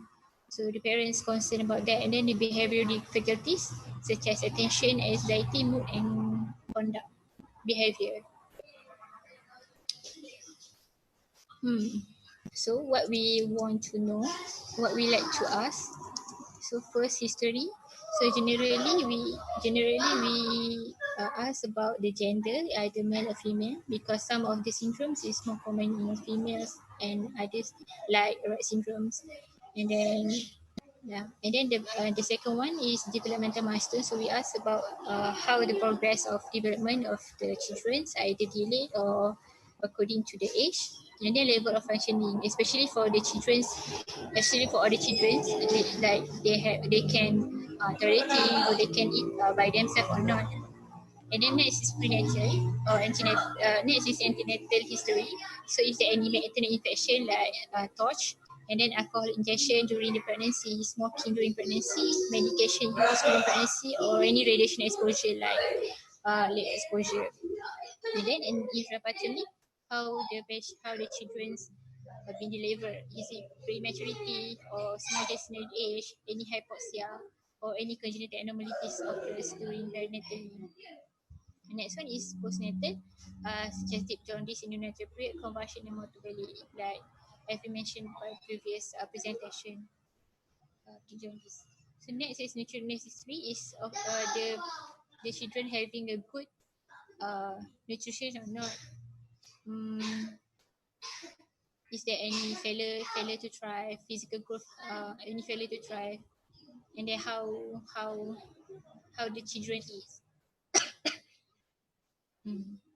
Is it independent or not? And then past medical history, such as history of sinus infection, because frequent seizures also can cause intellectual disability. And then next is family history, which any family history of consanguinity, family history of intellectual disability, or family had any special education, or family had died at young age, or family history of any syndromes, like some Down syndromes, Rett syndromes. And then social history. So we need to know the social support, is the parents is okay with the children, the condition of the children, and any financial support, any financial problems. So it helps in management later lah. And then any mental health problem especially for children, like preschool, is the intellectual disability can cause the children to be depression or anxiety with themselves. And next we move on to the physical examination. So what we can look from the physical examination, so from the general examination we look for these dysmorphic features according to syndromes earlier. And then we look on the weight, height, and syndrome-specific growth charts, malnutrition, malnutrition or short or tall stature, and then head circumference is microcephaly or microcephaly, and then neurological examination, hypotonia or hypertonia, eye examination, cataract, metrobella, hypothyroidism, prominent eye, such as in fragile eye syndromes. And then ENT assessment to know the hearing impairment, because hearing impairment also can cause speech delay, and we confuse is it intellectual disability or any some impairment in hearing. And then we look on the skin. So skin, we look for tuberous sclerosis lesions such as Ashley spots, good fibroma, and I've mentioned in the picture before. And then rash, such as in PKU and OCNS infection, and then bruises from the non-accidental injury, because child abuse also can cause intellectual disability.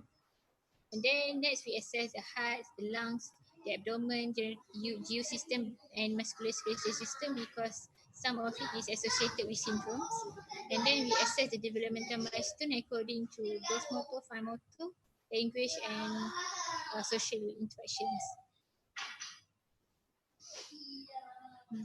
So next for investigation of mental retardation, basically the investigation of mental retardation is most of we want to detect any syndromes and also any abnormalities in the brain. So the goals of evaluation to identify a particular disorder in order to allow the clinician to provide more information to the family, so we can help in any associated prognosis, comorbidities, anticipation of future needs, and availability of any specific treatment later. And it consists of genetic studies, which consists of chromosomal testing, character analysis, metabolic studies, neuroimaging, and the EEG also can be done if there is epilepsy or epileptic syndrome suspected. So, so next. So investigation is genetic studies. Genetic studies. So indication for to do genetic studies is if there is any family history of consanguinity, family history of ID, congenital visceral anomalies, history of multiple miscarriage, or family history of infant death, dysmorphic features, failure to thrive, or sexual abnormality or abnormal tone. So what we can do is like chromosomal microanalysis, which is about to detect any deletion or any duplication of the chromosomal segments. And Nelson and UpToDate mentioned that this preferred over the karyotype analysis or FISH or fluorescent in situ hybridization, especially for children with multiple anomalies or a positive family history. And then actually many said that it is chromosomal microassay analysis is a first line genetic test, especially for unexplained ID. And the next one is karyotype analysis. We usually do for, especially for Down syndromes, NFID and polyploidy. And any if there is concern for balance translocation, or any if the CMA is unavailable. Next is metabolic studies. Metabolic studies is to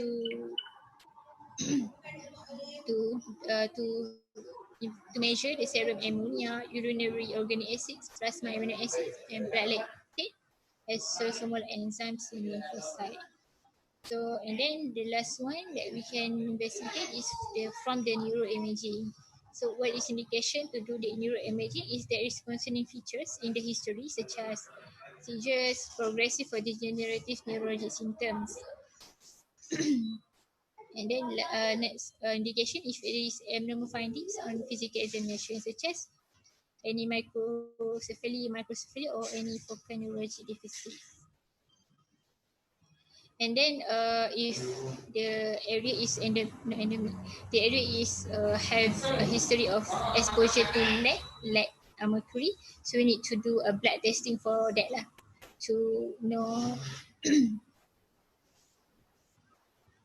there is associated with lead exposure or not. So the management of ID, the goals is actually to strengthen areas of the dysfunction, to provide ongoing family support, prevent or minimize further deterioration in the child's cognitive adaptive function relative to the peers, and then promote optimal individual functioning in society. Actually, the intellectual disability is not treatable. However, we can give intervention such as supportive care and this early intervention can benefit the children later. So medication is actually not useful. It is useful when there is associated case conditions such as depression. We can give SSRI. If ADHD, so we can use stimulant. Uh, and then if any aggressive behavior, so we can give medication to reduce the aggression.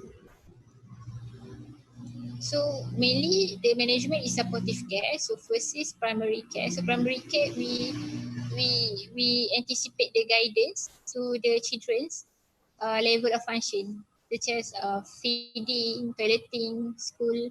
So we anticipate the function of the children. So next, primary care that we can give is assess the issues relevant to the child disorder, such as any child function in Down syndrome, because Down syndrome can cause hypothyroidism, and then we can we can give some treatments to that.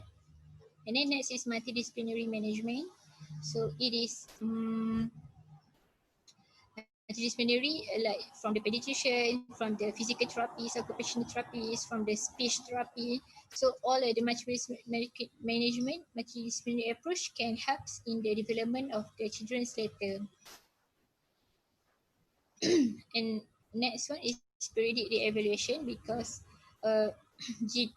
because intellectual disability can children with disability can progress over time. So sometimes they may change over time. So we need to evaluate regularly to know status of the child, status of the disability of the child. And then educational service. So because education is important to all children, so we need to give educational service to the intellectually disabled children. So it is, however, the educational service must be relevant to the child's strengths and weakness, and then according to the child's development and support. So like Afiqah had mentioned before, there is a special education programs for those with disabilities. So it is good for this kind of intellectual dysfunction, the disability children. So next is leisure and recreational activities, because we need to give them to play and happy. So we need to encourage them to involve in recreational activities. Not even they are not competitive, we can give it as a weight management to develop the physical coordination, to maintain the fitness, and to improve their self-image. Next, next is family counselling.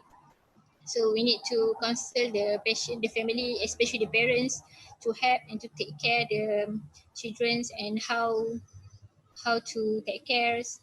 And then there is supports, can use some support groups. And then we treat the associated condition if there is, if any, such as ASD or depressions or anxiety. So we treat it. So the prognosis is generally, for mine, it is basically good prognosis, because it not impairs so much for the daily function. However, for the severe one, so it is very dependent towards the other person. So we need to take care more for the severe intellectually disabled children. So what we can prevent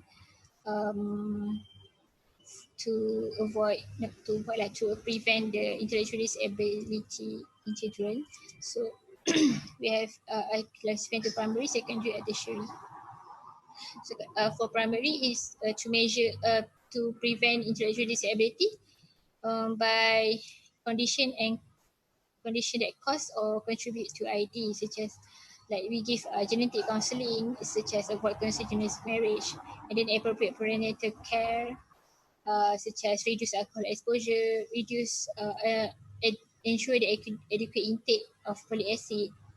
And then the next one is prevention of exposure to radiation, newborn screening, for metabolic disease, routine childhood immunization, prevention of poisoning, accidents, violence, and other trauma, and measure aim at reducing poverty, because some of the studies says that low social poverty also can affect the intellectual. Next is secondary prevention, which directing into the underlying condition to minimize the risk of impairment in ID. So such as diary restriction for eye infection, thyroid hormone, replacement if hypothyroidism, treatment of vision and hearing impairments, and management of seizures and other coexisting medical disorder. Last one is tertiary. Basically, tertiary is to maximize the function and to reduce the functional disability. So it's basically the tertiary one, tertiary prevention is, like I have mentioned before, in the management. So this conclusion, for patient with, for parents with disability, so the Quran said, sesungguhnya hanya orang yang bersabar yang dicukupkan pahala tanpa batas. So we need to take, the parents should husnuzan and take care of their children, because there are rewards, many much rewards that can get. Okay, thank you. That's for me. So reference is Nelson up to date and DSM. Thank you so much. Okay. Any question to Zafirah?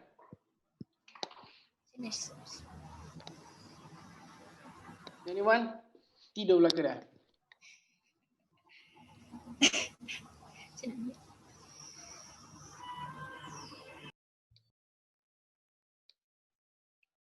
So basically, we are not supposed to use mental retardation anymore lah.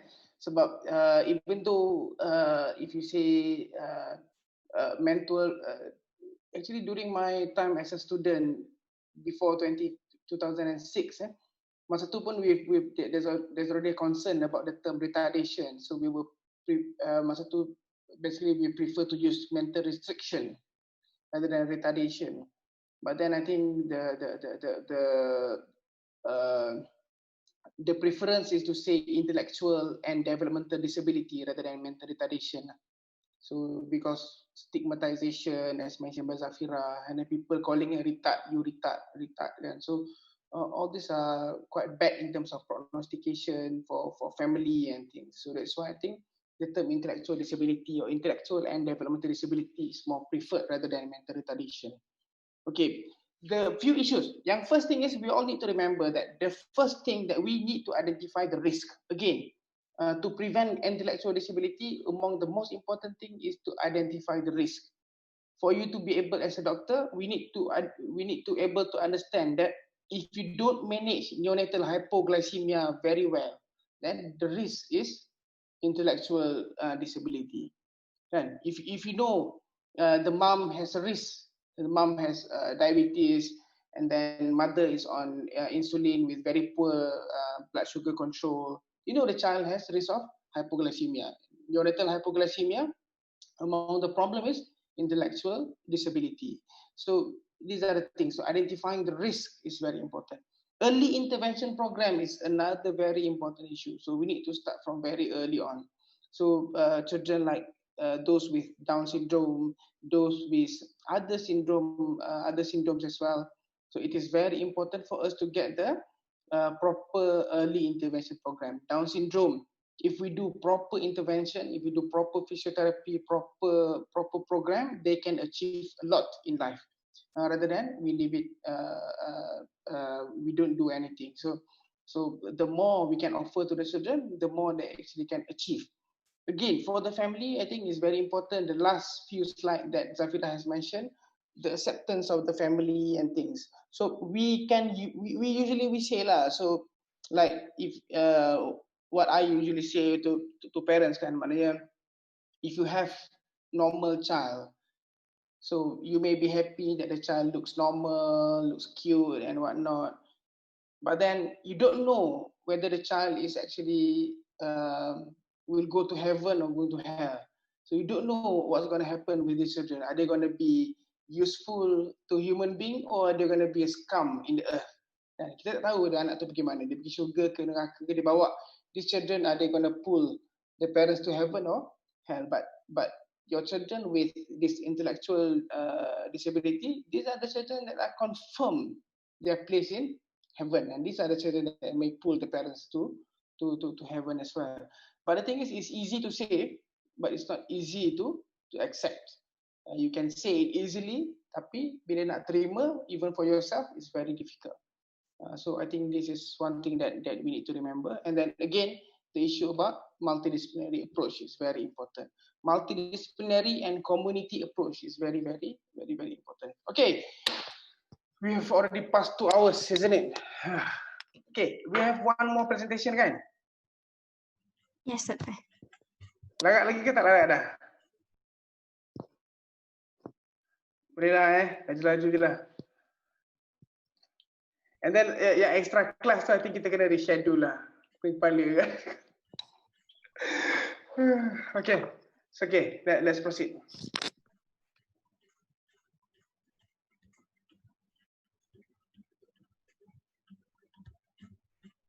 Bismillahirrahmanirrahim. Assalamualaikum warahmatullahi wabarakatuh.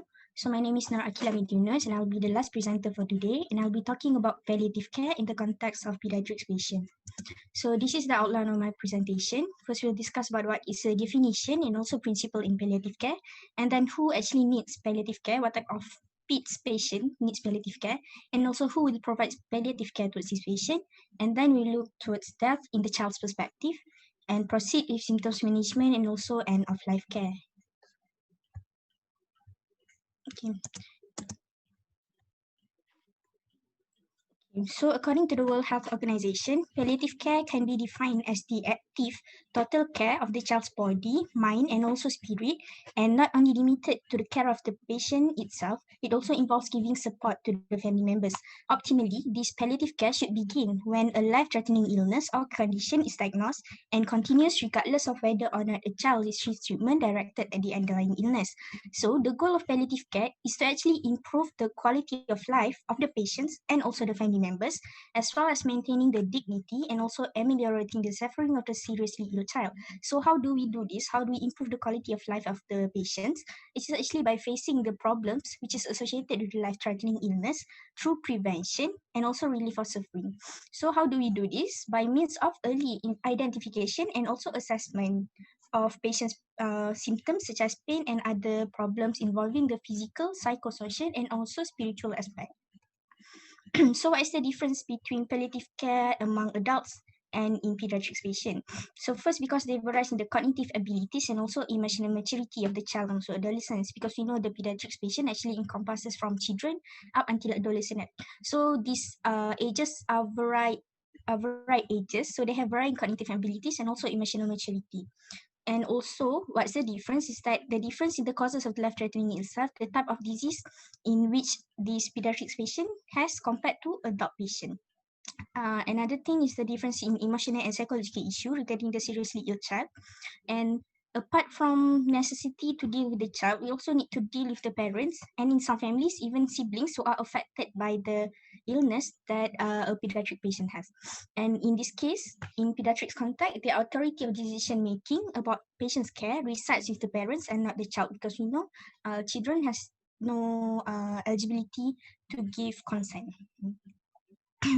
Next, we'll go to the question, who needs palliative care and what type of patient actually needs palliative care in pediatrics context. So the first one is in the condition for which curative treatment is possible, but it may not succeed. For example, in the case of advanced or progressive cancer or cancer which has a poor prognosis. Other examples in the case of a complex and severe congenital or acquired heart disease, in which in both of these examples, the curative treatment is available, however, it may not succeed in some patients. So the second condition in which patients need palliative care is whereby in patients who have the disease in which the condition has intensive long-term treatment. However, the treatment is aimed only at prolonging life and maintaining the quality of life, because in this kind of disease, we know that premature death will persist or is still possible. For example, in the case of HIV infection, cystic fibrosis, in the Nelson, it mentions that for cystic fibrosis, for example, the life expectancy will be for about 37 years old only if they did survive to adulthood. But most of them may also die in the early age due to multiple morbidity. Apart from that, it can also be due to severe immunodeficiency, chronic or severe respiratory failure, and also muscular dystrophy. For example, the Becker's muscular dystrophy and also the Duchenne muscular dystrophy.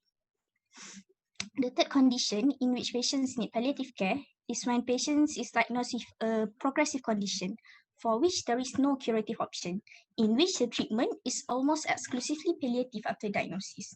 And the disease which is classified under this condition is mostly a genetically determined disease which is progressive in nature. For example, the progressive metabolic disorder such as mucopolysaccharidosis and also Tay-Sachs disease. So what is mucopolysaccharidosis? Basically, it is a group of metabolic disorder which is caused by the absence of lysosomal enzyme needed to break down GAG, or we call glycosaminoglycan. So glycosaminoglycan is actually a long chain of sugar in which when there is defective breakdown of this sugar, it will precipitate in the cell and thus impair cell function. And in Tay-Sachs disease, it is also a type of genetic disorder due to genetic mutation in the hexagen gene, in which the presence of this hexagen mutation, which codes for hexosaminidase enzyme, when this enzyme is defected, it will cause build-up of molecule GM2 gangliocytes within the nerve cells, and thus it will further cause disruption of nerve cells in both brain and also spinal cord, and it is a progressive condition. And other example of disease which is classified under this condition is Batten disease. And Batten disease is also a genetically determined disease, autosomal recessive in inheritance, which is a type of neurodegenerative disease also.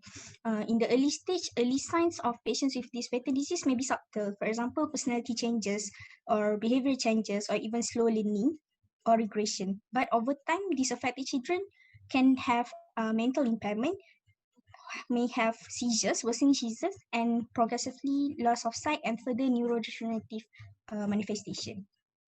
Other example is the severe form of osteogenesis imperfecta. In this condition, in osteogenesis imperfecta, there is reduce of type 1 collagen normally present in the joints in the bones. So with this defect, patient is susceptible to multiple fractures.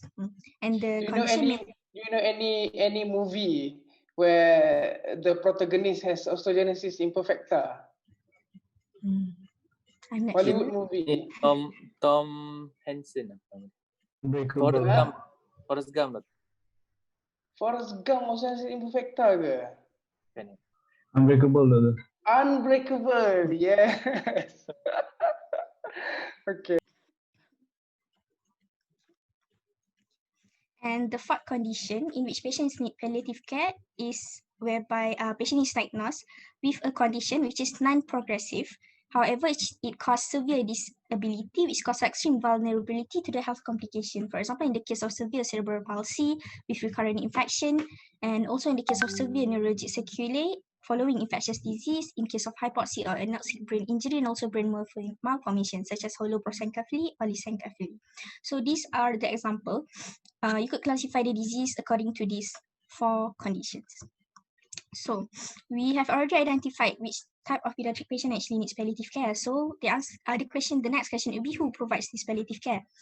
So palliative care is actually needs a multidisciplinary team of healthcare professional. It involves interdisciplinary approach that may include nurses, physicians, psychiatrists, psychologists, social workers, and also chaplains or religious institutions at times. And this pediatric palliative care, which involve multidisciplinary team, the aim is to give a broad range of expertise to patients and also families, as well as to provide a supportive network for the caregivers. And this pediatric palliative care should be provided across settings, in which it involves in-hospital care, outpatient settings, in-home, pediatric nursing facilities, and also inpatient hospice house. So in Malaysia, we have this Hospice Malaysia, which is a charitable organization which provide professional community palliative care to those with life-threatening illness. So this Hospice Malaysia is actually based in Jalan Ceras, KL. So it provides palliative care mainly towards the patients who live in the Klang Valley area. So you guys can visit the Hospice Malaysia website, and also you guys can buy this merchandise to help find Hospice Malaysia. So you guys can visit the website. And next, we will look at death in terms of child's perspective. So in pediatric patients mentioned, it encompasses since newborn up until adolescence age, right? So in these varied ages, patients or child has actually different we say cognitive level. So from months to 2 years old, they are categorized as having sensory motor in the sensory motor phase. From 3 to 5 years old, they are in the pre-operational phase. 6 to 12 years old in late pre-operational to concrete operational before they enter the formal operation stage, starting from 12 years old onwards. So, how do child who are newborn to 2 years old, how do they perceive death, right? So since they are in the sensory motor phase, they have limited understanding of the events, future and past, and also they cannot tell the difference between living and also non-living. So they may be confused or perplexed when they see their parents crying. They will say like, "Mommy, don't cry," and there's probably no concept of death like in this kind of patient. So they will be like, "Daddy, will you still tickle me when I'm dead?" Because they don't get across the concept of death itself. So in this phase, our strategy and response should be to optimize comfort and also consistency, maintain a familiar person's objects and also routines towards the patient so that the patient feel that they are constantly being in comfort. We may use soothing songs, words and also touch, and practice words like "I will always love you," "I will always take care of you," and everything. Next, at the age of 3 to 5 years old, they are in the pre-operational phase. So this phase is also sometimes called the magical phase, because in these kids in this age, they actually their concepts of death are simple and also reversible. They have variations between the reality and also fantasy, in which therefore they are caught sometimes in the magical phase because they cannot really differentiate between reality and also fantasy. But in this kind of patient, in this age, kids actually perceive death as guilt or as a punishment, because at this age they have developing the sense of guilt. So they may feel responsible for the illness that they have. So they may say something along the line like, "I did something bad and so I will die," and everything. So in this age, as a caregiver and also as family members, we have to assure the child that this illness is not the child's fault, and we should provide consistent caregivers and promote honest, simple language. And we may also use books or other medium to explain the life cycle and promote questions and answers. So we should emphasize like "You did not do anything to cause this. You are so special to us, and we will always love you." And next, in the age of 6 to 12 years old, from here they start to basically grasp the concept of death. The child begins to demonstrate organized logical thought. However, the abstract reasoning will be pretty much limited at this age. So they begin to understand death as real and permanent. To them, death would mean that your heart stops, your blood does not circulate, and you do not breathe. It may be viewed as a violent event, so they may be quite scared of death. They will ask, "How will I die? Will it hurt? Is dying scary?" And so in this phase, we should be honest and provide specific details if they are requested. And we have to support the child's need for control in this situation. So we can say something along the line that we will work together to help you feel comfortable. It's very important that you let us know how you are feeling and what you need. We will always be with you so that you do not need to be afraid. And then starting from 12 years old onward, they have been in the phase of formal operation. So in this age, they already have abstract thoughts and logic is possible. They understand that death is irreversible and inevitable, but they have a constant need of reassurance, of continued care and also love. And at this point of time, since they started to have abstract thought, they would be having the intuition to search for meaning and purpose of life. And they usually live intuitively based on altruistic values. Like they know they have to stay alive for their family. And if even they die, they maybe wanted to donate their organs or tissue. In these patients, their questions may be along the line like, "I'm afraid of die. If I die, my mind will just break down. What is God letting this happen?" and everything. So in this phase, as the caregivers and also the healthcare providers, we should always discuss with the adolescents regarding their wishes, hopes, and also fears that should be attended to and respected. And also we have to reinforce child and also adolescent self-esteem, the sense of worth and also self-respect. And also we have to tolerate if they did express strong emotions during this phase and permit their participation in decision-making regarding their own illness. So, Aqilah, yes. I just wanted to add few more things. Sometimes if you here in UAE we don't have our pediatric oncology ward, but I've seen children sometimes because I look after the hemato-oncology ward in USM for quite a long time, many months I've looked after them. So I still have some of my oncology patients that still contacted me by WhatsApp and things. So sometimes these children kan bila dia tengok one by one their friends in the ward, because sometimes bila oncology patient bila dia masuk ward they stay for months kan. Children yang dia dah kawan main sama-sama and then one by one die. So we can see how they think. So even though and then they know that at the time will their time to die come soon ke macam mana. So even in children we do need to acknowledge them. Kita tak boleh just cakap dengan parents saja. Kita kena acknowledge their feeling, kita kena acknowledge that they actually understand this issue. I've had one patient before, boy, 10 or 11 years old, not even 11 years old lah. He has AML, acute myeloid leukemia, relapse AML. So I was there when we first treated him with AML, sort of goes into remission and then relapse again. So masa relapse tu memang problem lah. So we basically the plan is to go for palliative care. So one incident yang I did remember very clearly was one morning when we were going to do rounds on this patient. Masa tu was among his last few weeks lah sebenarnya. Dia dah in relapse, lepas tu dia pun quite unwell, dia down with febrile neutropenia. Tapi dia still cheerful, still alert, still very talkative. So when I was doing rounds, masuk kat tempat dia, I saw this child was reading one book. You know what book he was reading? Dia baca satu buku, topik dia is menghadapi kematian. This is an 11 years old boy. 11 years old boy baca buku menghadapi kematian when he is actually at his last phase of life. Can you imagine? So I think when we saw what he was reading, I still remember this child very clearly.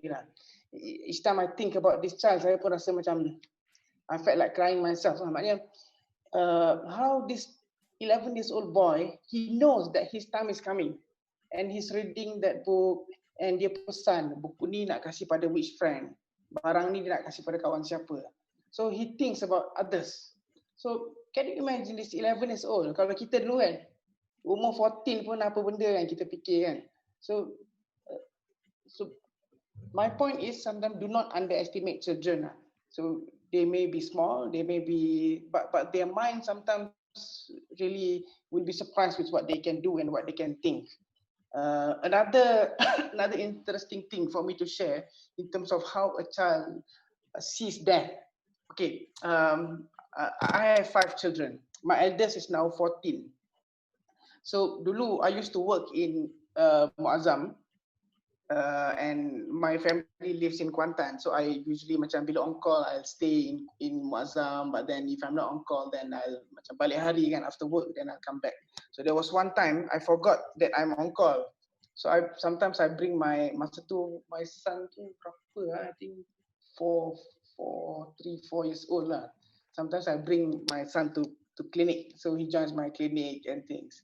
But then I forgot they changed the time, they changed the rota, and actually I'm on call.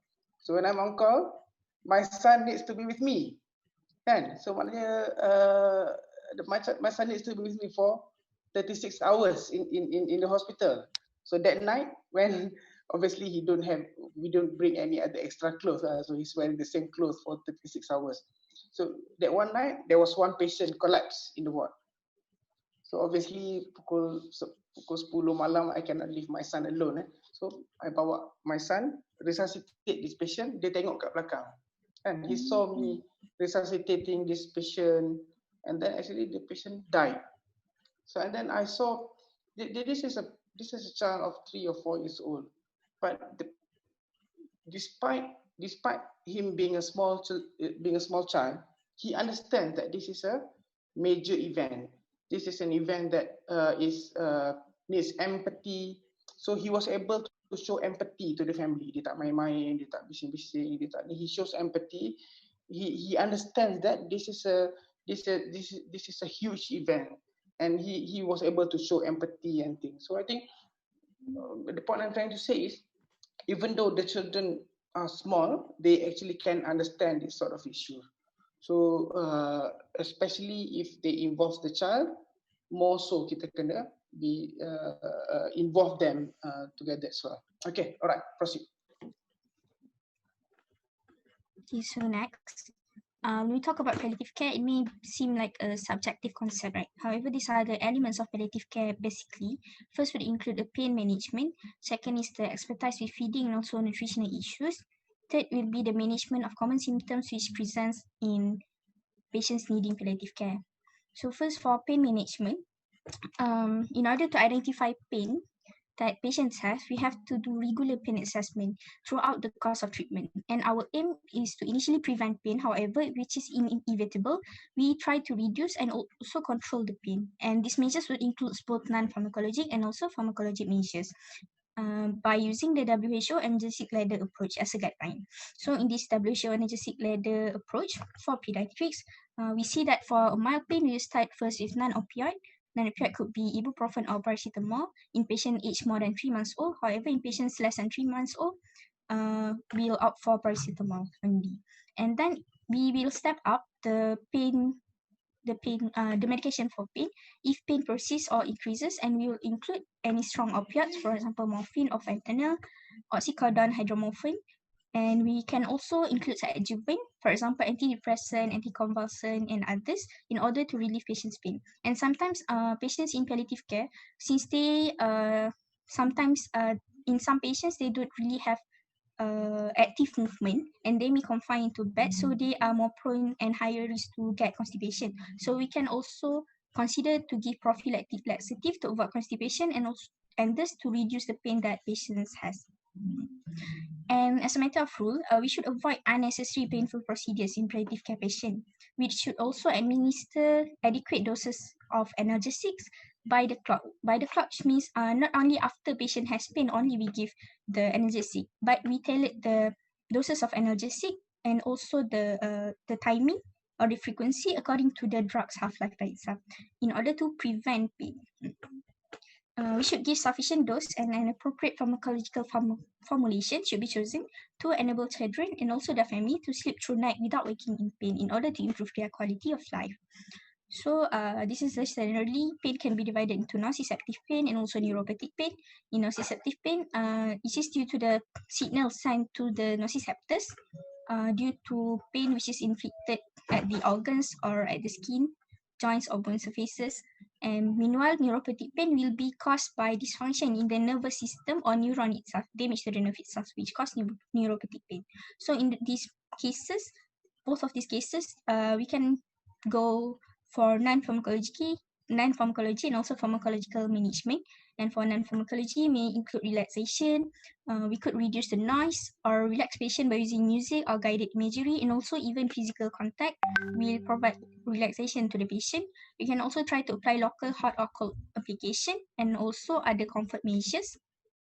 And for pharmacology for nociceptive pain, we can use analgesia as mentioned earlier, and also includes other adjuvant. Meanwhile, for management of the neuropathic pain, the non-pharmacological management will be pretty similar to the nociceptive pain. However, in the pharmacological management, the medications that we use is quite different. That is, for example, anticonvulsant, antidepressant, capsaicin cream, or lidocaine, or even steroid use. And next, the second element, apart from management of pain, we should also manage other common symptoms which is present in patients needing palliative care. So also, in order to treat this symptom, we have to recognize first, and this will need assessment, regular assessment of the child, not just physical symptoms, but also involve psychological, social, and also spiritual aspect. So the core principles of the symptoms management in this palliative care patient, first is to treat the underlying cause. How do we treat this? We can use pharmacological and also non-pharmacological, and also involve behavioral therapy and also supportive therapy. And any persistent symptoms, we should treat with regular interval medication in order to prevent the symptoms from developing. And in cases of severe and uncontrolled symptoms, they should be regarded as medical emergency and also needs active intervention. And as a matter of rule, again, avoid inappropriately invasive and painful routes of drugs and drugs administration. And we should also observe and also monitor for the side effects of medication in these patients. So next will be just the common presenting symptoms in palliative care patient, and it is actually quite detailed. And for each of these, the principle is that in any presenting symptoms, for example, difficulty breathing, we should find the underlying cause or the principal causes. For example, in difficulty of breathing or dyspnea, it could be lung causes, cardiac causes, extrathoracic, or even psychological. And so the main principle is to treat the underlying causes, and then the management will further be divided into non-pharmacological and also pharmacological management. So for the details, you guys can read later, because these are among the common presenting symptoms. And next, we'll talk about end-of-life care. End-of-life care means that the care of patients who we anticipate death to be near, which death is coming to the patient. So how do we manage end-of-life care in this palliative care patient? First, we manage the symptoms that is present at that point of time. And apart from that, we should prepare onwards. We should have ongoing preparation and also support. For example, we could discuss with the family members and also the patient itself regarding the selection of a preferred location of death. And also, we should also discuss earlier regarding whether we should do autopsy or even if the patients opted for organ and tissue donation. So these issues should be discussed earlier prior to patient's death. And apart from that, it does not only concerns before patient dies. This care also extend beyond after the patient died with provision of bereavement, or we can also give grief work for the family members who are affected by the patient's death. And so these are my references. So when we are thinking of palliative care, we should think what can we offer that will improve the quality of this child's life and provide the most meaning and control for their family, instead of just thinking what therapies are we no longer going to offer to this patient. So we should add more life to days that the patient had, instead of just adding days to the life of patient. So with that, that's all for my presentation. Thank you. Any questions to the examiner? To the presenter? I know it's already 3 hours. Any question to the presenter? So pediatric palliative care is very, very new. Do we have many pediatric palliative care patients? Yes. Like last week, we have patient with Edwards syndrome, for example. Edwards syndrome is one of the syndromes where we should go for palliative care. Palliative care is by no means meaning kita neglect the child. Palliative care by no means bermaksud kita angkat tangan, kita biar the patient to die. No, palliative care doesn't mean that. Palliative care means kita we give comfort care to the patient. Comfort care, we allow the child to go in comfort. Kita bagi adequate painkiller, kita allow the child to go in dignity, preserving the patient's dignity. So ni benda-benda dia. Bukannya, patient palliative care kita ignore, tak ada kat tepi. No, bukan. Kita still cover, kita still treat dia, but kita jaga dia punya dignity and kita allow dia go in comfort. So the idea is comfort care for the patient that's dying and also comfort care for the family. Contohnya kalau patient is dying, janganlah letak dia dekat open ward. Mungkin kita letak dia in a room where the child can die peacefully with the parents. Tak ada parent lain yang tengok-tengok, glance on them, stigmatize them. Tak ada. So these are among the things yang kita nak kena. So palliative care is fairly new. I'm not gonna discuss more sebab kita pun I think 3 hours for session is too long lah already. Another thing that I wanted to stimulate you guys to think is Islamic aspect of palliative care. So the issue that I am having now is actually we don't have enough Islamic punya group NGOs that help for Muslim patients. Kan? So it doesn't reflect well. So I think among the things that kita as Muslim kena push is our probably Muslim punya Islamic hospice, Islamic respite center, for example. So kita nak okay, I give you one scenario. if kita na'udzubillah, if kita involved in an accident and we were about to die, would we like to have a doctor who can help us to say the prayers, bantu kita untuk mengucap syahadah ketika di hujung hidup kita? Kita nak tak ada doktor tengah buat CPR, dia boleh panggil family member datang and ucapkan syahadah masa buat CPR? Obviously kita nak. So these are the things yang I think kita nak kena train ourselves lah. So us, you all semua as future doctors, you need to remember that people that are dying, they have their dignity, they have their religious preferences. So we need to come and help them. Kan? Sometimes, for example, ventilated patient lama. Sometimes bila dia nak at the end of their life, kita still continue with very high doses of sedation. They die being sedated. Kan? Some people dia prefer apa? Dia prefer kita reducekan sedation dia and kita try to extubate. Sebab apa? Bila kita reduce sedation, dia boleh regain dia punya conscious level. So at least before dia pergi, dia boleh jumpa dengan family member dia, bagi pesanan-pesanan apa yang dia nak sampaikan dan sebagainya, kan? So I think these are the things that kita nak kena fikir. Muslim Islamic palliative care is something that I think is extremely lacking in our ummah. So I think there's so many things to do. I really hope that you guys can think about this and continue thinking about this even after you all become doctor nanti. Because there's so many things to do. This is a huge jihad that I think we need to do. Yeah, the ummah needs our help, needs our care. Among the measures yang kita buat, we are doing now in IUM Medical Center is clinical spiritual care. So we are doing Islamic clinical spiritual care for our patients. So sekarang ni kita ada, we are still in the period of training our staff. So kita nak make sure we can give not just clinical support, clinical care for our patient, but also Islamic spiritual care in a clinical setting given by clinicians to our patient. So these are things that I think there's so many jihad that we need to do. It's not just a matter of treating this disease, bagi PCM, bagi morphine, bagi apa semua, but we need to input our care in terms of the healing the inner self of the patient as well. Okay lah. Alright, I think this is too long already for us to continue anymore. I promise one of you, siapa promise to have a teaching session, extra teaching session, Afiqah kan? I think kita kena rearrange lah. I'm very sorry lah. I think tak sempat lah. Petang ni pun kita orang ada meeting. But again, I don't mind. Nanti you tengok bila time yang siapa-siapa you all semua tak ada session with other lecturers, contact me again lah. I don't mind malam ke anytime weekend. It's okay for me as long as you are free. And then you can confirm balik. I also have some meetings at night as well. Okay, alright. I think let's stop here. Let's end our session with tasbih kafarah dan surat al-Asr.